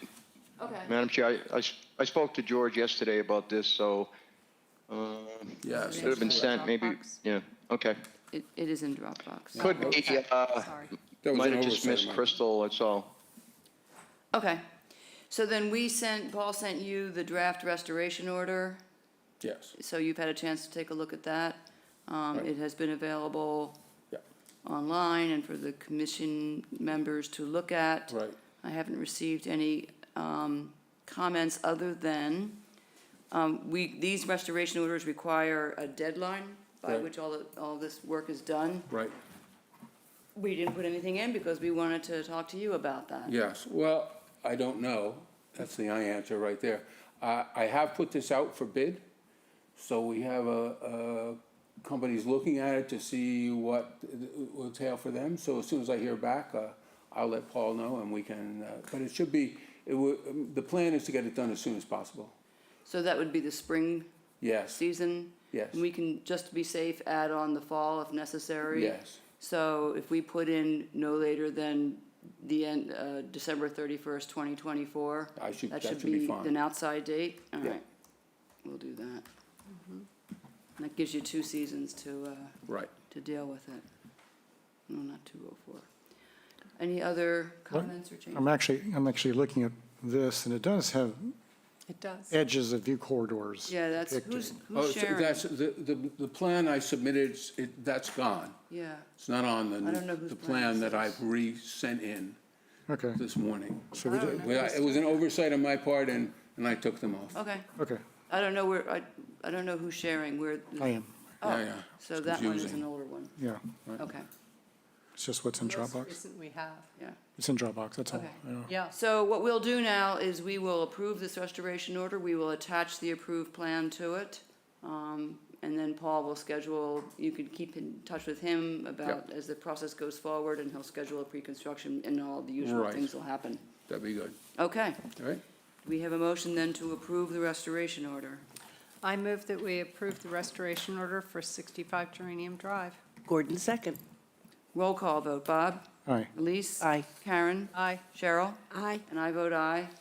That's been approved, and thank you for cooperating through all of this, and hope this all goes well and Yeah. all gets restored. All right, Paul, next one. All right, They're next getting one there. is, We're getting there. we're getting there. Very The next exciting. one is next door. Don't go anywhere, Next door. George. So Right. 77 Geranium Drive, the Lawrence T. Capanalupo, I love to say that, revocable trust, map 8D, parcel 17-R2, unauthorized removal, and I'm just going to clarify, it says topping of trees in a resource area. There weren't any trees topped on this one. It was more a vegetation issue. So that is essentially the enforcement order, and you're here to discuss the restoration order with George. Thank you. Yeah. No, we have a Yeah. restoration plan. Oh, that'd be good. If we could come to the one with the overall view, do you have that one? The view That one? from the Google map view? I don't know, it should be on there. If it's not, we'll go. Yeah, that one. No, that's the wrong one. I got things turned around. Yeah. Oh, who's doing this? Be patient, George. You want the Google thing? And we're getting closer. Oh, closer, Boom. closer yet. One more. Oh, nope. Oh, there we go. The deer. There, Oh, there there you it go. is. Okay, it's kind of wrong angle, but I think we Change can the- figure it Why out. don't you go Take the view. All right. I get paid extra for this, just for that. Okay. That's it. Trying to get this. Okay. Am I doing this right? Ah, there we go. All right, so this is the house. Here's the concrete block path. This is over here is a traveled way for the community. And then this is a stone retaining wall. That's, looks to me no concrete, it's just a dry laid wall. And planting bed here. So this area has been, we'll go back and look at this in a little bit, but pruned for a long time. It looks like it was what they're using copse now, but cut to stumps and allowed to regrow, probably according to Mr. Capodilupo, maybe 30 years ago. And then it's grown up, and periodically, every, I don't know, 4 or 5 years or so, it's been pruned to keep it in the height at about 5 to 6 feet. And so the result, can we go to the slide for a second? Yeah, whatever, keep going down. I think just the next one. Yeah, the pictures. Yeah. Well, this is a good one. So that's the stone retaining wall with a planting bed and some timber edge on it. And we'll come back to that. Let's go back, keep going. Yeah. Got the oak. Yeah, oh, we'll look at that, but yes, let's do one more. I'll come back to that. I think we should talk about this one. Yeah, maybe. We'll get to that too. I like that picture, do you? Yeah. Yeah, that one too. Keep going. Is there more pictures? I hope I'm missing I a think picture. we're- All right, come back up all. Go up one. The bottom picture is what I want. See, there's a view of the bank. That's the Bank one. Okay. vegetation. So you can see over time what's happened here is that over here is some bayberry growing up, and all this is native ground cover. And it's so much better than the abutting properties, which are covered with honeysuckle vine and briar. This is not. I mean, it's not like there's no invasives in here. There are, but it's comparatively better, and I think it's probably because it's been maintained like this for so many years, and the sun has been allowed to get into the bottom here. And this native grasses, this is I think poverty grass or something, are all through there. So the bank is really in very good shape, is my opinion on it. There's really no erosion on it at all. And you know, the picture of the deer, I don't know how you keep your little garden patch going with the deer chewing their way through it. But anyway, it's been very well cared for. I mean, so this has been pruned. There's no slash around. Whoever did it did a very good job. They were meticulous about the cutting. So I was really quite impressed. If you go to the property to the west, you can see that English ivy is beginning to invade, and honeysuckle vine, and whereas this property is really in good shape. That's just the point here. So if we go look at the pathway, I don't know, I'm sure I understand what the pathway issue is. We don't need that.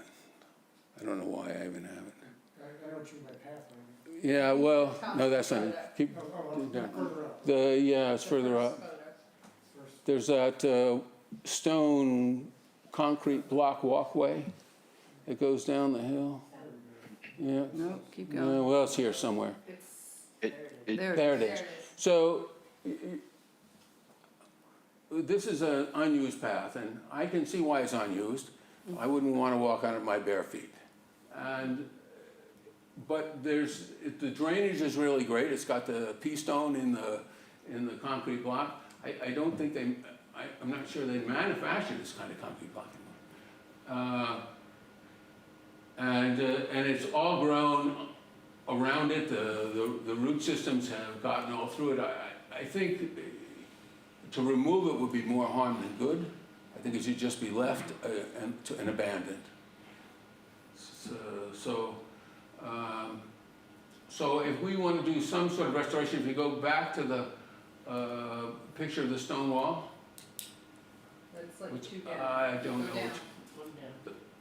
It's up there. So over in here, there's some invasive plants along this edge in here that runs down. So my thinking here is to leave this and just take a section here and define the top of the bank and the buffer and the jurisdiction with some native shrubs, bayberry, beach plum, inkberry, the usual suspects. And that way, the bank itself, I think it might be protected from more invasive coming in because it comes in from the outside, and it will go a long way because the bank itself is really in good shape. And so future pruning, like the other project, will go in a new filing for pruning, and we won't deal with that at this moment. So anyway, if you would like, I would come up with a specific plan showing that mitigation. I think one was submitted unless that's. There's one here, but it looks identical to the other property. I'm sorry? There was a plan attached in this file, but it looks identical to the one for the adjacent property. Right. So, similar properties.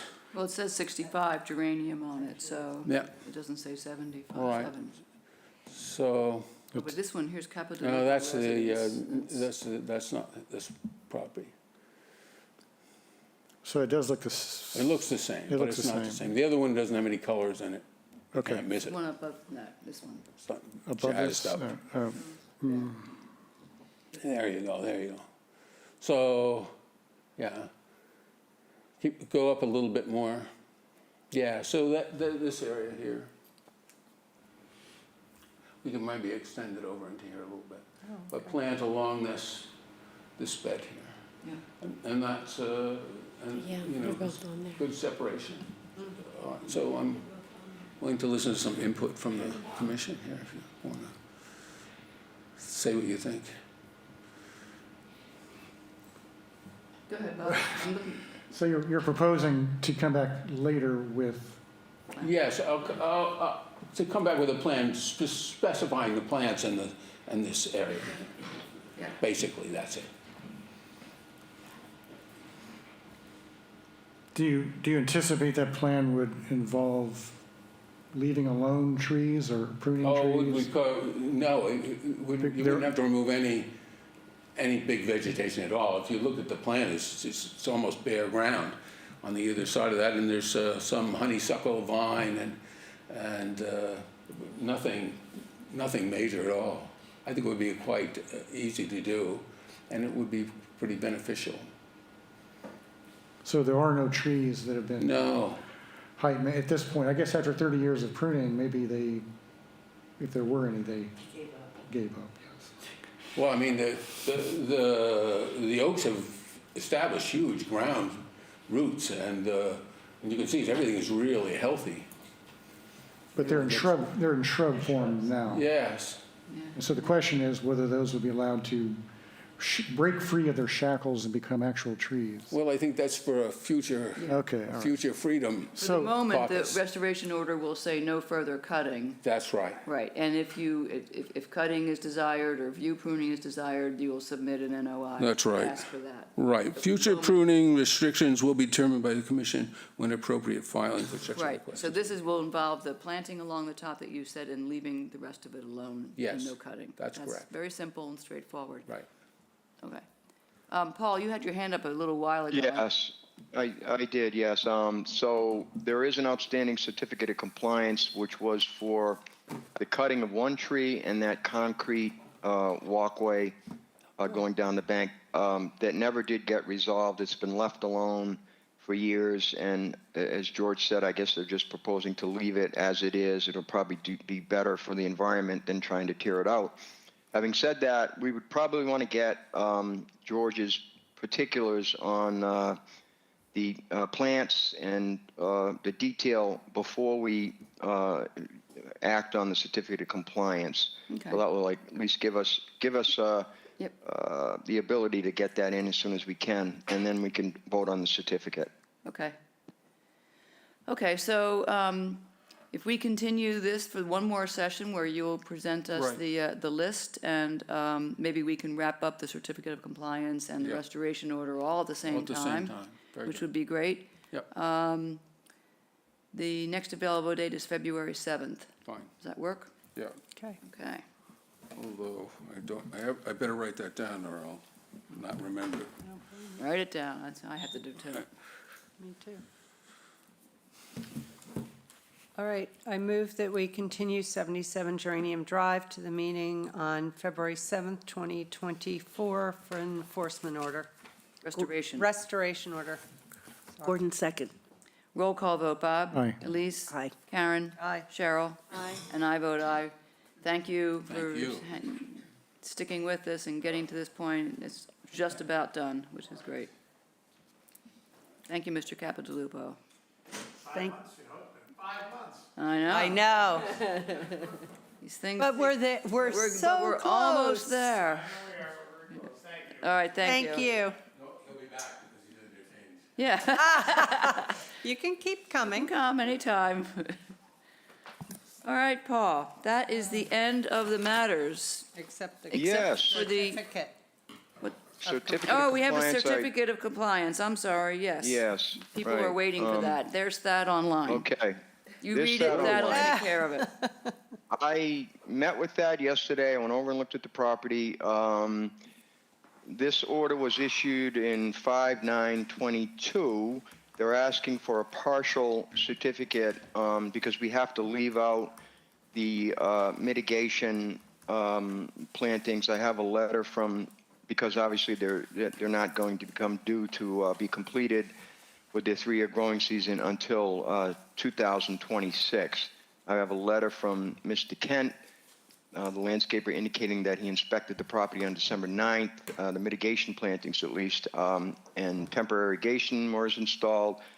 Plant materials are thriving, seeded areas have germinated, including Cape Cod lawn in both the front and back, and there's no erosion. Invasive bamboo has been removed from the area, and small amount of remaining bamboo, favorably to topical treatments applied during the past growing season will continue. All of the Thad submitted a very thorough application, as he always does, so the form is complete, photos. I can get into what the project was, but I mean, I'll just briefly just mention, it was an increase in the footprint of the house, an exterior change to the deck, a front stoop was proposed, and I guess built. There was a little deviation on that. Nothing that I think would raise any issues in terms of performance standards or interests that are protected. The roof was raised, the dormer was added. There were some exterior changes to the deck. The driveway was modified, and the patio was expanded. So everything is in compliance with regard to the construction aspects of the project. And my understanding is there's a closing on Friday. The current owners and the buyers have agreed. The buyers have agreed to take on the responsibility, as they would when they purchase the property,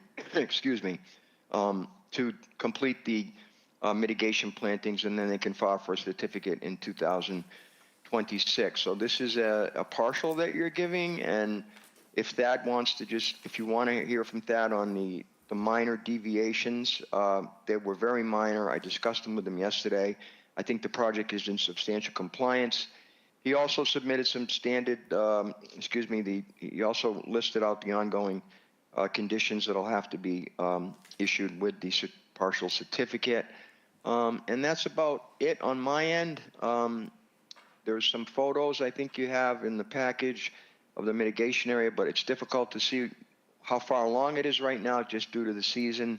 So with that, Madam Chair, if you want to recognize Thad, that's fine. Thanks, Paul. Yeah, hi, Thad. Hello, how are you? Okay. So. All was pretty thorough there. I can say that there was 10 square feet more mitigation than what was approved, so that's a plus. Walkway is not in the exact spot proposed, but close enough. And the set of stairs had a minor revision that changed the driveway, but otherwise everything is pretty good on the site. Okay, thanks. So, Paul, we're going to do a motion to approve the partial? Yes, approve the partial, and we're going to leave out the mitigation for a future application to complete the certificate of compliance. So just the partial. I have Okay. a question.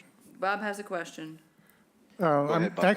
I actually have notes from this project, and my notes say there was 520 square feet of mitigation, but 6,472 square feet of restoration, right? So we're talking about both mitigation and Yes. restoration? All right.